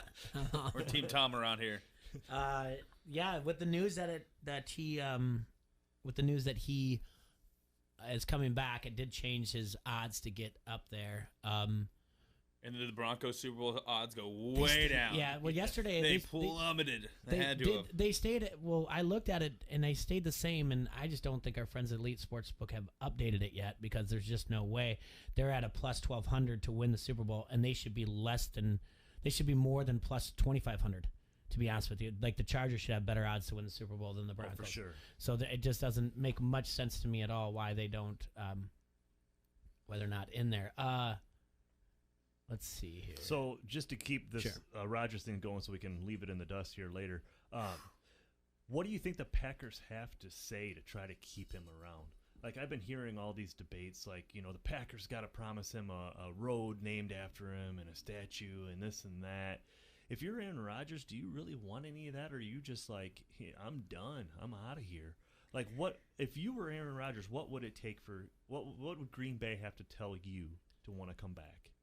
There's nothing. Exactly. Dude, what are they going to say? We'll give you a stake in ownership of the team. And he's like, hey, Joe Blow off the street is an ownership in this team. I don't want that. Yeah. I don't want any percentage of this. Like, I think he was always coming back. I think it's just all about him. And, I think there was never him not playing this year for the Packers, no matter what. But moving forward. It's his time. His time. It's going to be how I do things, not how you do things anymore. And I still think he's going to be dangerous this year because you brought it up, Jay, a while back when you and I talked, is that nobody wants to play a ticked-off Aaron Rodgers. No.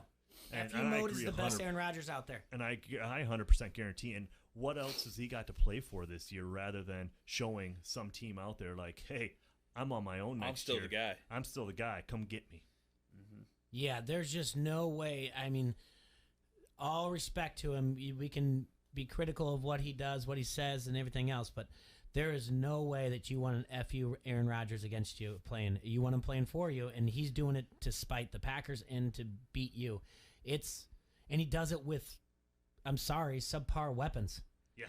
And it's incredible to watch him do it, and you can't count him out. The lines apparently, and usually I don't like to look at week one lines. On Friday, when they thought like there was no way, Friday was like he's not coming back. This isn't happening. In some books, it was at Saints in New Orleans were -3, so the Packers were road dogs. Yesterday, since the news came out, it's now switched, and the Packers are road favorites -3. Really? He's a 6-point turn in Vegas. Smokes. Wow. Did you just call Devontae Adams and Aaron Jones like? What was the year? Subpar? Subpar. Is that what we're calling Devontae Adams and Aaron Jones? Okay. Is that what we're doing? Is Devontae Adams as good as he is when he plays with his buddy Derek Carr down in Vegas? No. Yes. Oh, whoa. Wow. Yes. I shouldn't have said that about Aaron Jones because he has done a lot. The problem is Aaron Jones is not utilized enough by the Packers. If you look at their record, I agree with you. Yeah. You look at a record when he averages like over, I think it's something like 18 carries. There's something ridiculous like, and anyone can pump this in, but it's something like 31-1 or something like that, or 21-1. But they just don't give the ball to him enough. So either that means their defense is letting, and I don't think their defense is that bad. They're playing from behind or whatever else, or they're just FU mode Aaron Rodgers letting him do whatever he wants. But I guess I shouldn't have said subpar. How's this? They're not the guys that you're like, oh yeah, that's my running back 1, wide receiver 1 on my fantasy team. Devontae Adams is my number 1 wide receiver. Okay, because of Aaron Rodgers. I mean, yeah, because of Aaron Rodgers. But a lot of people, Tyreek Hill, he's not number 1 without Patrick Mahomes. Am I right? Tyreek Hill was a highly drafted. But I mean, he's still not. But was he with that numbers? I mean, you'd say that about a lot of receivers that don't have a quarterback. Oh, for sure. I mean, that's 100% true. But like Jay was saying though, if you took Devontae Adams and you put him with what's his name, Herbert out there in San Diego, is he Pro Bowler? Yeah, I think his stats stay about the same. I definitely think he's a Pro Bowler. I don't know how much stock we put into that with the NFL, but I was hoping to see. I still think he's a top 10 wide receiver no matter what. I agree. Top 10 wide receiver on any team. Sure. I shouldn't have said that. Yeah. I mean Devontae Adams, but I guess I'm sorry. But you're right. Most of the years he is. Wide receiver 2, wide receiver guys 3. That are bums. That's disrespectful to Adams. This is disrespectful to Jones. But wide receiver 2, wide receiver 3, or whatever else. I hope they're not listening. Yeah. If you are nowhere, I'll put you on my fantasy team. He calls in. He's like, I'm so mad at you. I'm like, who is this? This is Devontae Adams. Like, oh man, sorry about that. Yeah. So, let's try to make a phone call, see if it works.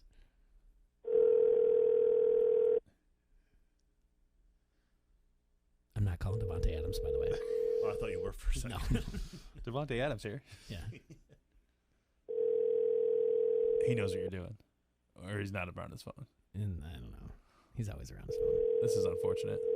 Yeah. I thought it'd go a lot better than this. He's busy doing stuff. I don't know. I just try to call T. Roy, see what he's up to. Hey, what's going on? All right. Erickson does say last year was a three-headed monster with Jones, Williams, and Dillon. Dillon didn't play a lot. No. He just looked good on Facebook with his calves for being really big or something like that. Stocking does raise a point. You really want to face Rodgers in the NFC Championship game. It's been a decade since he made the Super Bowl. But he does make the NFC Championship game, right? Oh, yeah. So, all right, let's take a break. When we come back, let's play Fatal 4-Way. Let's look at each division in the NFL, but we're looking at the coaches and who would win in a Fatal 4-Way fight between the four of them, and we're going to crown a champion of the NFL coaches. Who's the toughest one in there? We'll be right back. Don't hassle us for local news. Oh, wait.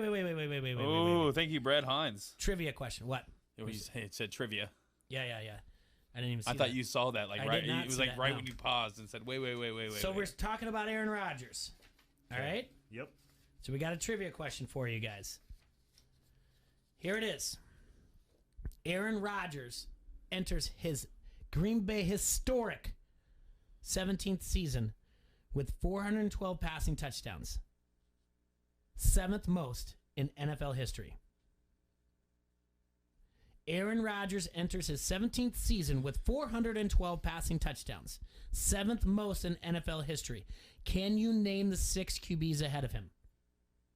That's our trivia question for today. So, one more time. Aaron Rodgers enters his 17th season with 412 passing touchdowns. 7th most in NFL history. Can you name the 6 QBs ahead of him? We'll be right back. Don't hassle so local here on ESPN 1170 AM. The Rock says he's going to make your Rudy Poo candy ass famous. You like that? You like that? Give me a hell yeah. I said give me a hell yeah. This is Coach A.C. Earl. Don't hassle us, we're local. What girl doesn't dream of getting dressed up in diamonds on her wedding day? With the Something Borrowed program at Dolan Jewelers, dreams do come true. With the purchase of your engagement ring and diamond from Dolan Jewelers, you can borrow up to $25,000 worth of our jewelry to wear on your wedding day, absolutely free. Shop our huge selection of popular engagement rings, as well as his and her wedding bands. Financing is always available, so come visit Dolan Jewelers at 3865 Elmore in Davenport or dolanjewelers.com. At Crawford Company, we specialize in plumbing, heating, and air conditioning. Sports, on the other hand? Hey, Crawford guy, go long! No, I can't. Here comes the pitch to Crawford guy. Strike 3. Come on, Crawford guy, take the shot.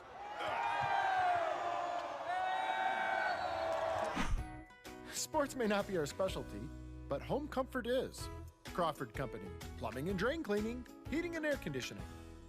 Janae and Golick Jr. There are not a lot of places that actually get to claim a cartoon leprechaun. I am one of those places here. And so if anyone should understand what the Boston Celtics faithful, because I saw Big Baby Davis, I think Kevin Garnett, both spoke out defending Lucky after Kyrie Irving just went too far and stomped on him at half court of TD Garden. I think it's pretty fair to say I love Notre Dame more than most people love anything. Like, it's a weird obsession. Notre Dame's kind of like weird like that in general. And even I don't know if I missed the day they were handing out this lifelong competitive juice. I could not find it in me to get upset if another team decided to do that to the Irish. It's like I'd be more worried about the fact that we just got blowed the hell out. You can do whatever you want. Throw 40-yard touchdowns at the end of the game. If we're losing by 40, I'm sitting over there wondering why were we so bad that we lost by 40. Janae and Golick Jr. 306 on the Quad City Sports Leader, ESPN 1170. Baseball is back, and you can catch every swing of the bat, every double play, and every strikeout at Circle Tap in Davenport. Watch every game on one of their 17 flat-screen TVs. or enjoy their beautiful outdoor patio. Get $1 Bud Family Drafts during every Chicago baseball game and take advantage of their daily food and drink specials. Plus, enter to win your favorite Chicago baseball team swag bag. It's valued at over $200. Enjoy great food, great drinks, and great friends all baseball season long at the Circle Tap, West Locust Street, Davenport. It's time to rise and grind. Keyshawn, J. Will, and Zubin.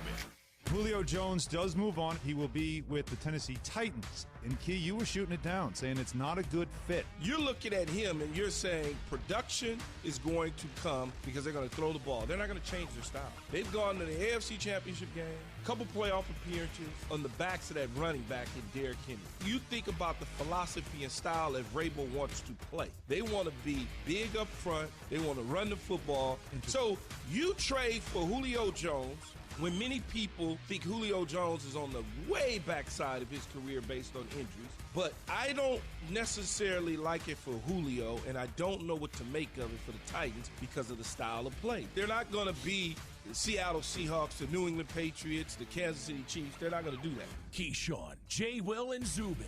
Mornings on the Quad City Sports Leader, ESPN 1170. Score a major payday with BetMGM. It's the best time to sign up for the king of sportsbooks because they're giving new customers a shot at an easy $100.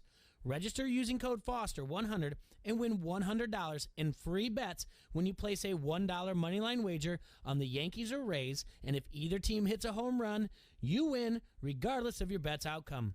Whether you're raising the stakes on summer baseball or wagering on your favorite soccer team, BetMGM is always ready for action. Enjoy innovative parlay selection builders, daily promotions, boosted odds specials, and more. Download the app or go to BetMGM.com and use code Foster100 to win $100 when you bet $1 on the Yankees or Rays and either team hits a home run. Only at BetMGM, the king of sportsbooks. New customer offer. Paid and free bets. Visit BetMGM.com for terms and conditions. Must be 21 or older. Iowa only. Please gamble responsibly. Gambling problem? Call 1-800-BETS-OFF. Let's start with everyone out there looking to catch up on some much-needed summer fun. Narrow it to all those summer fun seekers who got caught without sunscreen.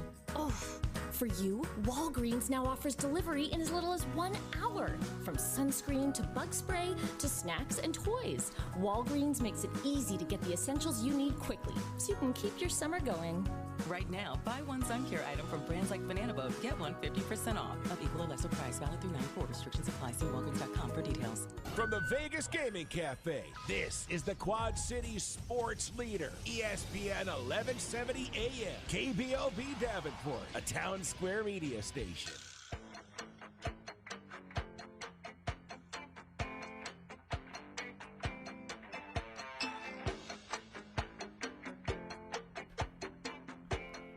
$1:23 in the afternoon here, Wednesday, July 28th, 2021, live in the Haas Castle. Adrian's in studio with me. Adam's with me. We took our break, but before we went to break, we gave you the trivia question of the day, and it was Aaron Rodgers is entering his Green Bay Packers historic 17th season with 412 passing touchdowns, 7th most in NFL history. Can you name the 6 QBs ahead of him? I feel like the 5 are easy. Okay. And then the last one I can't get. Go for it, Adriana. Favre, Breeze, Brady, Manning. All right, slow it down here. All right. Okay, you said Favre? Yes. That's a bingo. He's still behind. He's still ahead of him in all-time Packers touchdowns, too, I believe. All right. Yeah, then Breeze. Breeze is a bingo, too. Brady. Yes. Manning. Yes. Eli. No. Marino. Marino, yes. And then I'm not sure on the last one. So I got Elway. Or Vinny Testaverde. No and no. Vinny Testaverde had to be close. He was in the league for like 22 years. No and no. It is not. Was it Phillip Rivers? It is Phillip Rivers. So here's how it goes in order. Tom Brady with 581, Drew Brees with 571, Peyton Manning with 539, Brett Favre with 508, Phillip Rivers 421, Dan Marino 420. Yeah. So you're telling me Breeze is only 10 behind Manning and he wouldn't play one more year? No, I don't think the Saints wanted him to play one more I year. mean, you don't think so? I don't think so. No, I don't. I mean, eventually, I think Breeze. So Tyson Hill and Jameis Winston are your guys. They're not my guys. I'm just saying that. I think Breeze just seen the writing on the wall when Brady came over to the NFC. He's like, well, there's Rodgers and there's Breeze. How can anybody hate Phillip Rivers? This guy on the hassle. I don't hate Phillip. No, Rivers. I'm sorry. This guy on the hassle comments. I'm sorry. He said, I hate. That's a strong word to use for Phillip Rivers. Maybe he's a big Dan Marino fan, and he's like, he had to throw one extra touchdown before he retired. All right, are you ready when wrestling imitates life? Let's do this. And we create the Fatal 4-Way. This is the ultimate pay-per-view. Let's do it, brother. Let me tell you something, brother. Ooh, yeah. All right. If we're looking at this, we're going to take a look at each division, and we're going to look at the coaches. And we'll go east to west. So we'll do AFC East and then NFC East. We will debate, out of those coaches, who would win in a Fatal 4-Way. All right? So, obviously in the AFC East.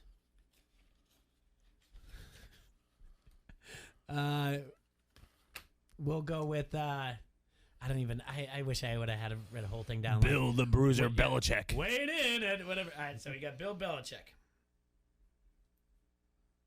All right? And then you've got, from the Buffalo Bills, Sean McDermott. Big Daddy Sean. Sean McD. He's going to give him the Big McD. We need to figure out a new one for him. Yeah. Brian Flores, Dolphins. And then this guy can bring it, though. Robert Saleh at the Jets. Now, these four enter the ring in a Fatal 4-Way. Who's the Miami coach? Brian Flores. Bill Belichick obviously has that old school NWA wrestling. He's wearing just the tights and the boots match each other or whatever else. He's got the hair on his chest still type of thing. He's going to come out and he's definitely using a foreign object here and there, like a roll full of quarters or something like that. Deflated football. Definitely that. And Robert Saleh, he just looks the part. He's a big dude. All right. Flores is a smart guy. Sean McDermott's a smart guy too. They're a little bit more crafty. They're the high flyers out of here. So we've got the old school wrestler, the guy when the referee's not looking, and Bill Belichick, he's going to poke you in the eyes or do something like that. Robert Saleh, he's just a big dude. And then we got the high flyers that you never know where they're coming at. Out of these four, who do we think would win a Fatal 4-Way and advance into the next round? I'm putting Belichick for one reason. You said it earlier. Because he's older and nobody's paying attention to him. You got the other guys that are athletic coming off the top rope, and Bill Belichick just sitting in the corner saying, my big old body, nobody's taking a look at it. I completely agree with you. I got Brian Flores off the top rope, 5-star frog splash onto Sean McDermott. As soon as he hits it, Belichick hits him in the back with a chair to break up the count, and Belichick swoops up the pin for the win. I am 100% in agreement with this. Yep. Same scenario, just like you said, in a Fatal 4-Way, but the high flyers, Sean McD and Brian Flores, are too focused on the beefcake, Robert, and then somehow, just like you said, either he sneaks in with a chair, pulls his foot out. He does a roll up from behind, and he holds the tights. Belichick does advance. Right, and there's baby powder in his hand. Yeah. He blows it into their There's eyes. no doubt in my mind whatsoever that he does not advance. Yes, I love everything about that. I'm involved in that. Yes. All right. In the NFC East, but we are keeping it AFC NFC. So when they advance, the Final 4-Way would be East versus South, North, and okay. All right. So, but we're just gonna go into all right. The NFC East, Joe Judge from the from the Giants. Then you got McCarthy. Yeah, you got Mike McCarthy. But hey, spoiler, no way he's advancing anywhere. No. Okay, just to let you know, I will argue with this. He got hurt down the ramp. Yeah. He's seen a took a lap around the ring, and he's like, that's it for me, man. Yeah. My and he got analytics. for the Eagles, Riverboat Ron. Yep, Nick Sirianni for the Eagles, and then you got Riverboat Ron, and I think we just already have our answer. Yep. I mean, hey, Joe Judge has a stable with him. I know that. So he's coming out with when he's announced, he's coming out with like 3 or 4 dudes because those Giants guys love him. They absolutely adore him. So he's got a stable of dudes that you're like, I don't know. That's the only one in here that gives any type of threat to Riverboat Ron doing this. Yeah. The only thing Nick Sirianni's got is let's say he's from Philadelphia. He's got that ECW in him. He's got that extreme wrestling to him for Does a he fatal come out with four-way. a mohawk? Huh? Does he come out with a mohawk? Probably. Something like that. They come out, yeah. That's the only thing. And you're right. McCarthy doesn't even make it. Yeah. McCarthy doesn't even make it on the ramp. Never even sees the ring. I feel like Riverboat Ron is going to like win this match with like some help from some sort of backup quarterback. Like, does he come out like Diesel, like just like with a foghorn and everything? Yeah. It's in Riverboat Ron. It's like you said. It's a backup quarterback that he went to, but they're sitting in front row, and then they jump over the railing. Like we didn't even know he had that guy. Where did he come from? Or comes out of the back just sprinting down the ramp. Like this is my new enforcer, and he's gonna take care of me. standing over him. Riverboat Ron with the victory advances to the next round.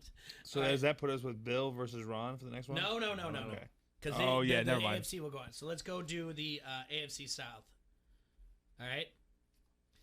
So in the AFC South, we've got from the Houston Texans, David Culley.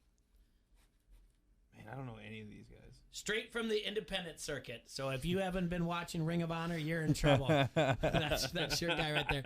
Frank Reich for the Colts. Urban Meyer for the Jacksonville Jags. This is going to be a tough one. This is going to be a tough one here. And then finally for the South. Titans. Who's the Titans coach? Yep. He's Mike Vrabel. Yeah. This is going to be a tough one here. This one, to spell this one out, is going to be a tough one. All right. Sorry, from the Independents, David Culley. You're not making it. Nope. That's for certain. Yeah, he's gone. You're a darling that only like 3 people from on the smart marks from the internet know who you are.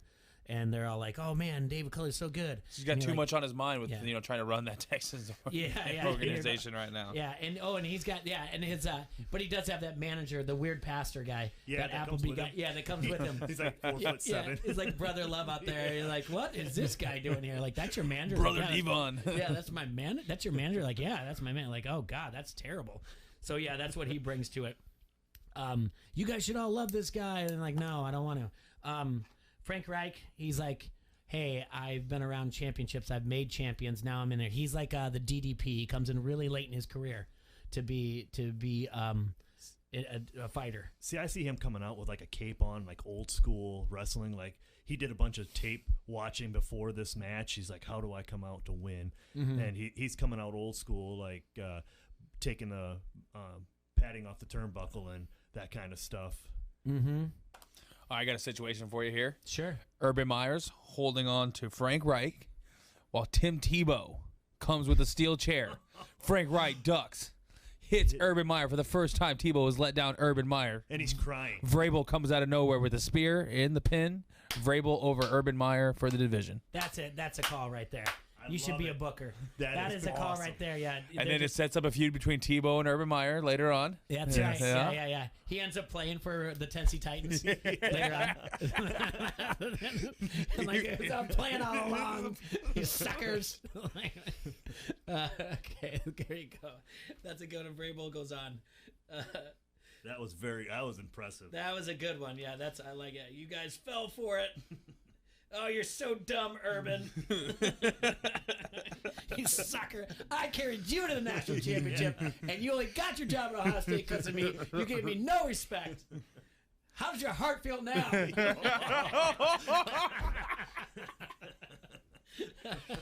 Somebody call Urban Meyer.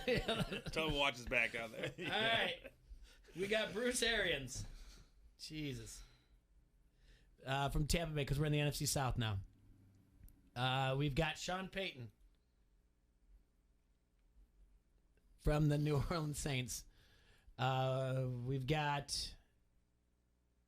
where am I at here? NFC South. Panthers. What's that guy's name? Dude, that guy. He doesn't. Yeah. Matt Rule. And then, see, this is why you're supposed to prep ahead of time for this stuff. And during football season, I would know. And who else is in the South out of here? What am I missing? Who's coaching the Falcons? Thank you. Yeah. That's going to be Arthur Smith. So he was what the problem is when you get these smart guys that are coming in, because now you have Sean Payton. He's an old school guy. He's a crafty veteran. Bruce Arians is, he's coming down the ring with like a bottle of barbecue sauce. That's for certain. Matt Rule is that old. He comes in with a cowboy hat and the rope and everything else, like Stan Hansen or whatever. It's a lariat because he's the old Baylor coach or whatever else. He's hardcore. Arthur Smith he's just a nerd. He's just lost. Yeah. And then Sean Payton is a crafty veteran. He did something. So this is going to be the tough one to figure out right here. I'm going Bruce Arian on this. Okay. So it's between him and Sean. They're sitting there. Sean's got the Nacho Libre mask on, and he's playing the part. He's on the top rope, getting ready to slam down and pin Bruce Arians. Bruce Arians plays the guy that doesn't see it coming, and as soon as Peyton leaves the rope, he rolls out of the way. Peyton hits the mat with nobody there, and then Bruce rolls him up. I like it. I can get behind it. All right. I feel like we're not giving enough credit to Arthur Smith and Matt Rule. Well, the Matt Rule is, I feel he is the cowboy in there whatsoever. The Arthur Smith, the thing about Arthur Smith is he comes from the Tennessee, Vrabel. So something's going to he might have, it might be like the, oh my God, he pulled out the Vrabel spear, like, oh my goodness, like he did learn something from, no one saw it coming type of thing. But I think we got to give it to Bruce Arians. I think Bruce Arians comes out, and someone already pointed out that Brad did Hines, he's a real life brother love, touch of red in the face, but he comes out with the barbecue sauce as a face paint. All right. And no one knows that it's coming. Yeah. And then he has a miss that it's he barbecued him in the face. You just got sauce. He spits barbecue in their face like, oh, my eyes. Yes. So, like, Arthur Smith is there, Matt Rule's there. Sean Payton's out there trying to play the Lucha Libre character. But yeah, I think Bruce Arians goes because he missed him with the barbecue sauce in his face, and they're like, oh my goodness, and he moves on. So he pins probably Arthur Smith because he hits someone with the Vrabel spear. So Bruce Arians can go. I'm okay with that. All right, moving on now. We're gonna have to do the AFC North. This one's going. I think this one's probably going pretty quick here. We can figure out who this is. All right, so you got John Harbaugh. You want another spoiler? No Harbaugh's winning anything a game that I'm creating. No Harbaugh's winning anything. Let's cross him off now. Stefanski from Cleveland. He gave him the Cleveland Steamer. Oh my God. Yep. And we got Mike Tomlin. Oh, Mike Tomlin. I can see him coming out. And then, let's see, we got that. And then we've got, from the Bengals now. Sorry, buddy. Zach Taylor. Okay. Tomlin. Tomlin. It's Tomlin. It's Tomlin. It's not even like that mean look, that stare he gives you. Yeah. Go like That's into a when panic. Everybody's on the floor and he's just like looking around. But I see. It basically comes down to this. It's a fatal four-way. Tomlin staring down Harbaugh, and then they're looking across each other with the ring, and then you got Taylor and you've got Stefanski in the other corner, and they look at each other, and they both nod, and then they go to opposite corners and beat up Taylor and Stefanski so badly that they're not there. And now it's just you and I, mano a mano. Yeah. We don't need these two guys. We don't need little brothers around. That's right. Tomlin beats him easily. Yeah, that's where it is. All right, NFC North. Tomlin is the Undertaker is a comment on the thread. In the NFC North, we've got from the Chicago Bears, Nagy. Detroit Lions, Campbell. From the Minnesota Vikings, Mike Zimmer. And then from the Green Bay Packers, LaFleur. This is a quick, high-flying match. This is with a bunch of circus acts going on. High aerial type match here. This is what get the blood pumping. Does Campbell bring the Lion Campbell to the brings ring? the Lion. Oh. He does bring the Lion to the ring. Does it scare everybody and he wins by count out? No, it scares Zimmer. It scares Zimmer. But Zimmer Zimmer comes back out of the rafters like Bret Hart at the very end. Yeah. To put LaFleur into a figure 4, and LaFleur is out by surprise. And then Matt Nagy, he's wearing some kind of a mask. You don't know what mask he's wearing because he's too chicken to come out on his own, so he's got to have some kind of alter ego. I like Campbell here. I do too. I think he's got the energy. You got the Lion. You're not beating many guys with the Lion. He does You're have not the Lion. beating many guys. He's got the Lion heart. We have Matt to say. LaFleur is not winning this. No. He's The not only- the guy. He's tapping out real quick. I feel like Because it sounds French. he's like, hey, he's gonna I gotta go talk to Aaron. I gotta go find out if Aaron's What all does Aaron right. want me to do here?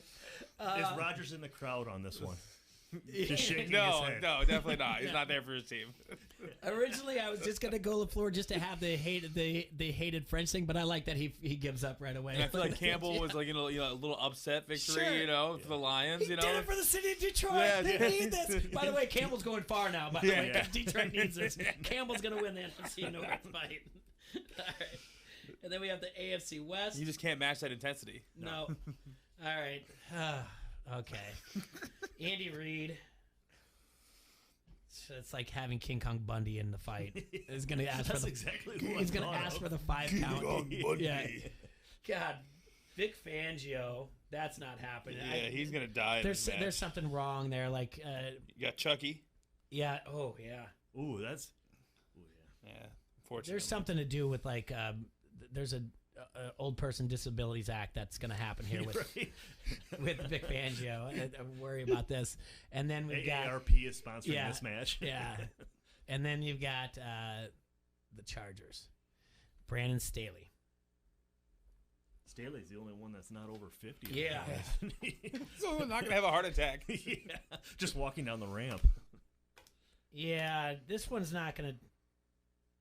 You would think youth should overcome this Staley, but I think he's just happy to be here. Knock on wood if you're with me, brother. Knock on wood. Yeah, I think it's Chucky. Yeah, I think he. I almost wanted Andy Reid for this one reason. Is that we'd have like an Undertaker Kane type deal in one of the final matches where Bruce Arian finds out that Andy Reid is his brother. Brothers. But I don't see him taking out Chucky. No, I don't either. Yeah, I think it's Chucky. I think the intensity carries him through this one. NFC West. Pete Carroll's dying in my book. Like, he's getting hurt like really bad. Like, all right, and then so we've Shanahan. We've Carroll. got Kyle Shanahan, Sean McVay, and Shanahan. ooh, it's Shanahan and Mike or McVay at the very end. Completely agree. Okay. I think Cliff Kingsbury comes out like Rick Martel, the model. He's too busy worrying about his hair. He's like, "Hey, rules before we start. You can't touch my hair." And everyone's just like, "What are you talking about? Like, no headshots. This is the moneymaker. Like, we're going to agree to body shots." And they all just like beat him up and throw him out of the side. And I say all of them. It really is just Sean and Shanahan because Pete's like, "Where am I? Yeah. What? How did I get into this? I have no idea why we're doing this match. Like, I didn't know. I didn't sign up for this." I like McVay for the win.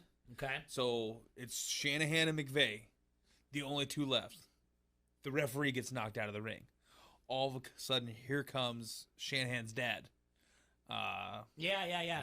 With a and takes the referee's shirt off of him, and then comes down, and Shanahan's got the cover. Goes 1, 2, and he pauses. And he flips off his son. He's like, "You'll never be as good as me." Yeah. Gives him the double bear. Yeah. And then what? Yeah. And then he kicks him or something. Yeah. I like this because it sets up a good angle later for McVay. So I'm going to go with McVay later. God, we are good bookers. All right. So in the AFC, in the finals of the AFC, we're going to have. I got to change pages. Bill I wrote B. too much. Bill Belichick versus Vrabel. Ooh, there's versus Tomlin versus Chucky. We got some age here in this one. The AFC. This is an Bill's interesting out. one. Bill's out. Vrabel takes out Bill. He's no longer. He's no longer learning from Bill. The pupil, no more. is better than the teacher. 100%. I had to do it. Mm-hmm. And Bill's like, we're working together. And Vrabel's like, I had to do it. And that stops Vrabel from winning because he's concentrating too much on Yep. Bill that he can't concentrate on this. Mm-hmm. Tomlin comes out on top because Chucky wore himself out running around trying to take out everybody. I like it. I like it. He Yep. did not have enough in the tank. Tomlin's there. Vrabel, yep, it's Tomlin. I like this a lot. I'm good with this. Okay. In the NFC, we're gonna have Riverboat Ron versus Bruce Arians, the barbecue master himself, versus Campbell, the Lionheart, versus Sean McVay. You know, every time I see Bruce Arians now, I'm going to think of barbecue sauce. Thanks a lot. I appreciate that. I'm going to give you who I think wins this because this is my storyline. You guys can co-sign it or you guys can go opposite direction. I'm fine with that. I can make the argument for Campbell the Lionheart because he's the Lionheart, and so is Chris Jericho. I'm not going to give too much for Barbecue Bruce and Riverboat Ron. I am going to go Sean McVay, and here's the reason why. Sean McVay is known for his memory. You can ask him questions about plays, and he'll be like, oh, yeah, it was third down. We were at this yard, whatever else, on the spot. I think when he comes out on top, he's like, I've memorized all these guys' moves. I know exactly what they were going to do. I had plans for every single one of them, and that's why I could come out on top above Lionheart, Barbecue Bruce, and Riverboat Ron. I have studied this. I prepared this for my entire life. I'm going to the championship to win the grand champion of the Fatal 4-Way Classic. That's mine. I like it. I'm here I with don't know. I'm still pulling for Riverboat Ron here. I'm a huge Ron Rivera fan. I love Ron. I love Ron. Yeah. My booking, yeah. I like it. I do like it. But here's the thing is Riverboat Ron, he's too smart. He sees everything that's happening already. He's sitting back just admiring, watching Campbell and McVay go at it. He plays offense with his defense. Yes, he does. That's exactly what you're talking right there. You were in my head. And then also, well, you know what they say about Riverboat Ron? He plays offense with his defense. You got a good point there. So where do you? Sorry, I like Ron. I like Riverboat Ron. On 2 out of 3. Good. All right, Riverboat Ron. McVay is too confident. His confidence is going to hurt him at the end. Yes, just like the Super Bowl. That's a good point. You didn't study enough. Yeah. Hey, because I'm Riverboat Ron. You didn't study yourself. You didn't study yourself. Yeah. You didn't think I would hit on 16. Yeah. I sure did. That's right. You went by the book too much. I got a 5. That's right. I sure did. I'm Riverboat Ron. I will hit. I do like that. Yeah, never mind. That takes away my thought about how he studied everything. Riverboat Ron does not go by the rules. Yeah, I like that. So we got Riverboat Ron versus Tomlin in the finals. All right, let's take a break. We come back. Let's talk about the championship, and then we'll recap the rest of the day here on ESPN 1170 AM. Don't hassle us. We're local. This is Tyson Blazer, and you're listening to Don't Hassle Us, We're Local on ESPN 1170 AM. Draft Day Sports Lounge has everything you need to enjoy all the sports action. Over 50 beer options to choose from, great food, sports betting, and a fantastic atmosphere for you and your friends to escape to. They're always adding to the menu to make sure there's the perfect option for everyone. So come visit Draft Day Sports Lounge inside Rhythm City Casino. And if you want to plan ahead, the full menu is at rhythmcitycasino.com. Let's start with everyone out there looking to catch up on some much-needed summer fun. Narrow it to all those summer fun seekers who got caught without sunscreen. Oh, for you, Walgreens now offers delivery in as little as 1 hour. From sunscreen to bug spray to snacks and toys, Walgreens makes it easy to get the essentials you need quickly so you can keep your summer going. Right now, buy one sun care item from brands like Banana Boat, get one 50% off. Of equal or lesser price, valid through 9/4. Restrictions apply. See Walgreens.com for details. Every kid has potential, regardless of their circumstances. On August 21st, more than 100 people will be rappelling down 11 stories of the Hotel Blackhawk to support children in the Big Brothers Big Sisters program. Each edger has a goal of raising a minimum of $1,000, and you can help them achieve it. Support kids in the QCA. Go to overtheedgeqc.org and donate to any edger. That's overtheedgeqc.org. Presented by Active Endeavors. It's time to rise and grind. Keyshawn, J. Will, and Zubin. I don't know if I want Justin Fields right out of the gate just to be the guy. I would like for him to ease himself into it. But I started finding myself thinking, if he does start right out of the gate, does that buy Matt Nagy and Ryan Pace another year? Is it bad that I'm even putting myself in that situation now? I'm thinking about, are you doing what's best for the player, Justin Fields? Or are you doing what's best in the interest of Matt Nagy or Ryan Pace to make sure that, hey, we gave our rookie a start, we gave him everything he needed, a quarterback like Andy Dalton who's there to help him out, build him up. It's going to take some time, guys. But we got to be patient. This isn't Jacksonville. This is a playoff team. I wouldn't mind starting him immediately because they got pieces in place, especially on defense. Offensively, they've gotten better. Allen Robinson is back now. So when you look at it, it's like, if he wins the job, it might make sense to start him. Keyshawn, J. Will, and Zubin. Mornings on the Quad City Sports Leader, ESPN 1170. Hey, Sarah, how's business? It's going well. Our clients love our work. I just wish that we could figure out how to grow faster. I hear you. Is it slow for everyone in your industry right now? Actually, no. I see competitors all over who seem to be very busy, even though I know my work is better than theirs. I just wish I knew how they were finding new customers. If I could do it too, I know I could beat them. Growing a business in the Quad Cities is challenging, and figuring out where to start is the hardest part. If your business does great work but just needs help finding more customers, then Town Square can help.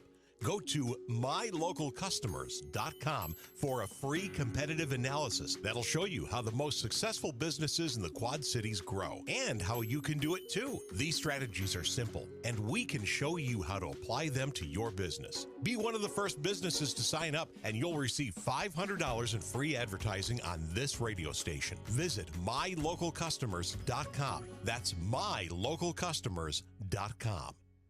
Janae and Golick Jr. There are not a lot of places that actually get to claim a cartoon leprechaun. I am one of those places here. And so if anyone should understand what the Boston Celtics faithful, because I saw Big Baby Davis, I think Kevin Garnett, both spoke out defending Lucky after Kyrie Irving just went too far and stomped on him at half court of TD Garden. I think it's pretty fair to say I love Notre Dame more than most people love anything. Like, it's a weird obsession. Notre Dame's kind of like weird like that in general. And even I don't know if I missed the day they were handing out this lifelong competitive juice. I could not find it in me to get upset if another team decided to do that to the Irish. It's like I'd be more worried about the fact that we just got blowed the hell out. You can do whatever you want. Throw 40-yard touchdowns at the end of the game. If we're losing by 40, I'm sitting over there wondering, why were we so bad that we lost by 40? Janae and Golick Jr. 3 to 6 on the Quad City Sports Leader, ESPN 1170. Have you wanted to speak a new language but thought it'd be too difficult or take too much time? Then try Babbel. In just 15 minutes a day, Babbel teaches you conversations that you will actually use. With 14 languages and lesson topics like travel, business, relationships, and more, you'll learn what matters most to you. Babbel. Language for life. Learn a new language with ease. Go to Babbel.com to try for free. That's BABBEL.com. The hottest takes on the NFL offseason all summer long on the Quad City Sports Leader, ESPN 1170.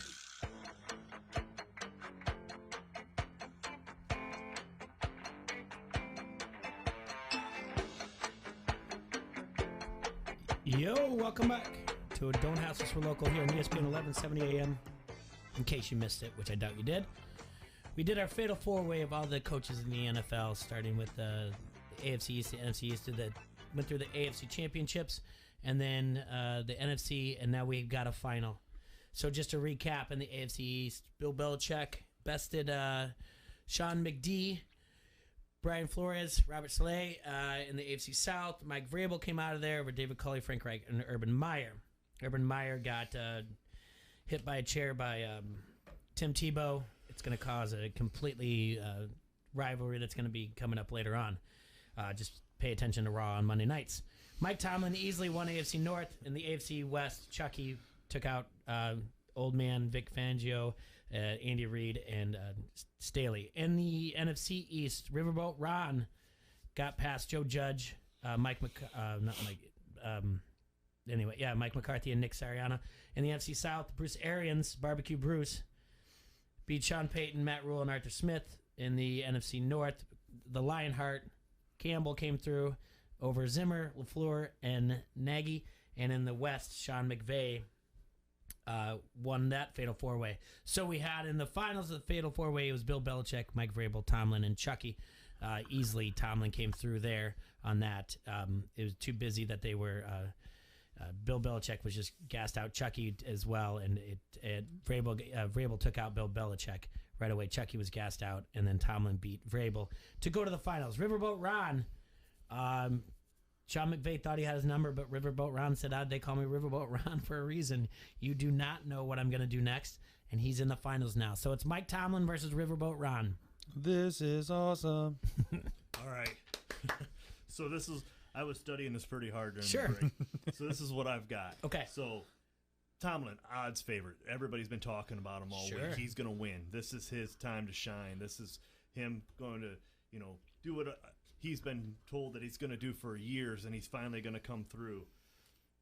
But Riverboat Ron doesn't go down without a fight. It's a good match the whole time. They're back and forth. You don't know who's going to win. Mm-hmm. They're both getting gassed out. There's so many false 3 counts. Yes. It's up there with Savage and Steamboat in WrestleMania 3. So finally, Tomlin is on top of Steamboat. No, he's on Riverboat Ron. He's on Riverboat Ron, sorry. And the count's going, but on the third slap, it stops. Lo and behold, it's Dan Hampton is the referee. He was hiding. And now Riverboat Ron flips him over, and then they do the count, and Dan raises his hand, and now the Bears are back together again. Ron has won it by deception. You never count him out. I like the Dan Hampton thing. I think it's a tribute to Steve Mongo McMichael, who's dealing with his issues health-wise. So it gives the nod to him of when he was part of the Four Horsemen. Mm-hmm. There's a good point out there with Erickson, though. Tomlin is not afraid to break rules either. He got fined $100K for the Jacoby Jones trip, and he got fined $100K for not following the COVID rules. But I think all three of us have a liking for Riverboat Ron, and we're the bookers here. I like your story because it does. He did it for Mongo McMichael. He did it for Mongo. He did it for Mongo. Mongo, he can smile proud wherever he is today. Riverboat Ron is your Fatal 4-Way champion. I do like this one. And Tomlin just comes short again. He'll be back. We all know he'll be back for the next. He'll be there every year. Yeah, just he'll be never back, win yeah. it. Even when you count him out, he'll be back. He'll be headlining every pay-per-view for the next 16 years. There's no doubt. And he'll win some. He'll lose some. Do they leave to the Super Bowl shuffle as they walk out of the ring? Yes. Shuffle on down. Doing it for you. Yeah. Uh-huh. And then they did. That's what they do. And then the microphone comes down and they go, "We're so bad. We know we're good." And they drop the mic and blowing your minds like we knew we would. And then they walk away and everyone's like, "Oh my God, the Super Bowl shuffle." Oh, so good. Perfect. I love the Riverboat Ron. I did not see that coming out. I thought right away when Tomlin was there, I'm like, when I started writing down AFC North, I'm like, oh boy, Tomlin's going to be the one to win it all. But the Riverboat Ron curve, just good old Riverboat. That's awesome. All right, that's going to be it for today. Guys, thank you so much. This was a lot of fun. Yeah. Thank you, brother. We got to talk from something serious, or it's not as serious, but people on social media want to, about Simone Biles thing, to having fun doing a fake Fatal 4-Way. So I enjoy that. Thanks again for coming. Adam, thanks for texting me. Yeah. And anytime you have time, let me know. Okay? Yeah, for Adrian, sure. absolutely good to have you back. Yep. We will talk to you guys later. Enjoy yourselves, Quad Cities. We will talk to you soon. Is that T-Roy right there? That'd be hilarious.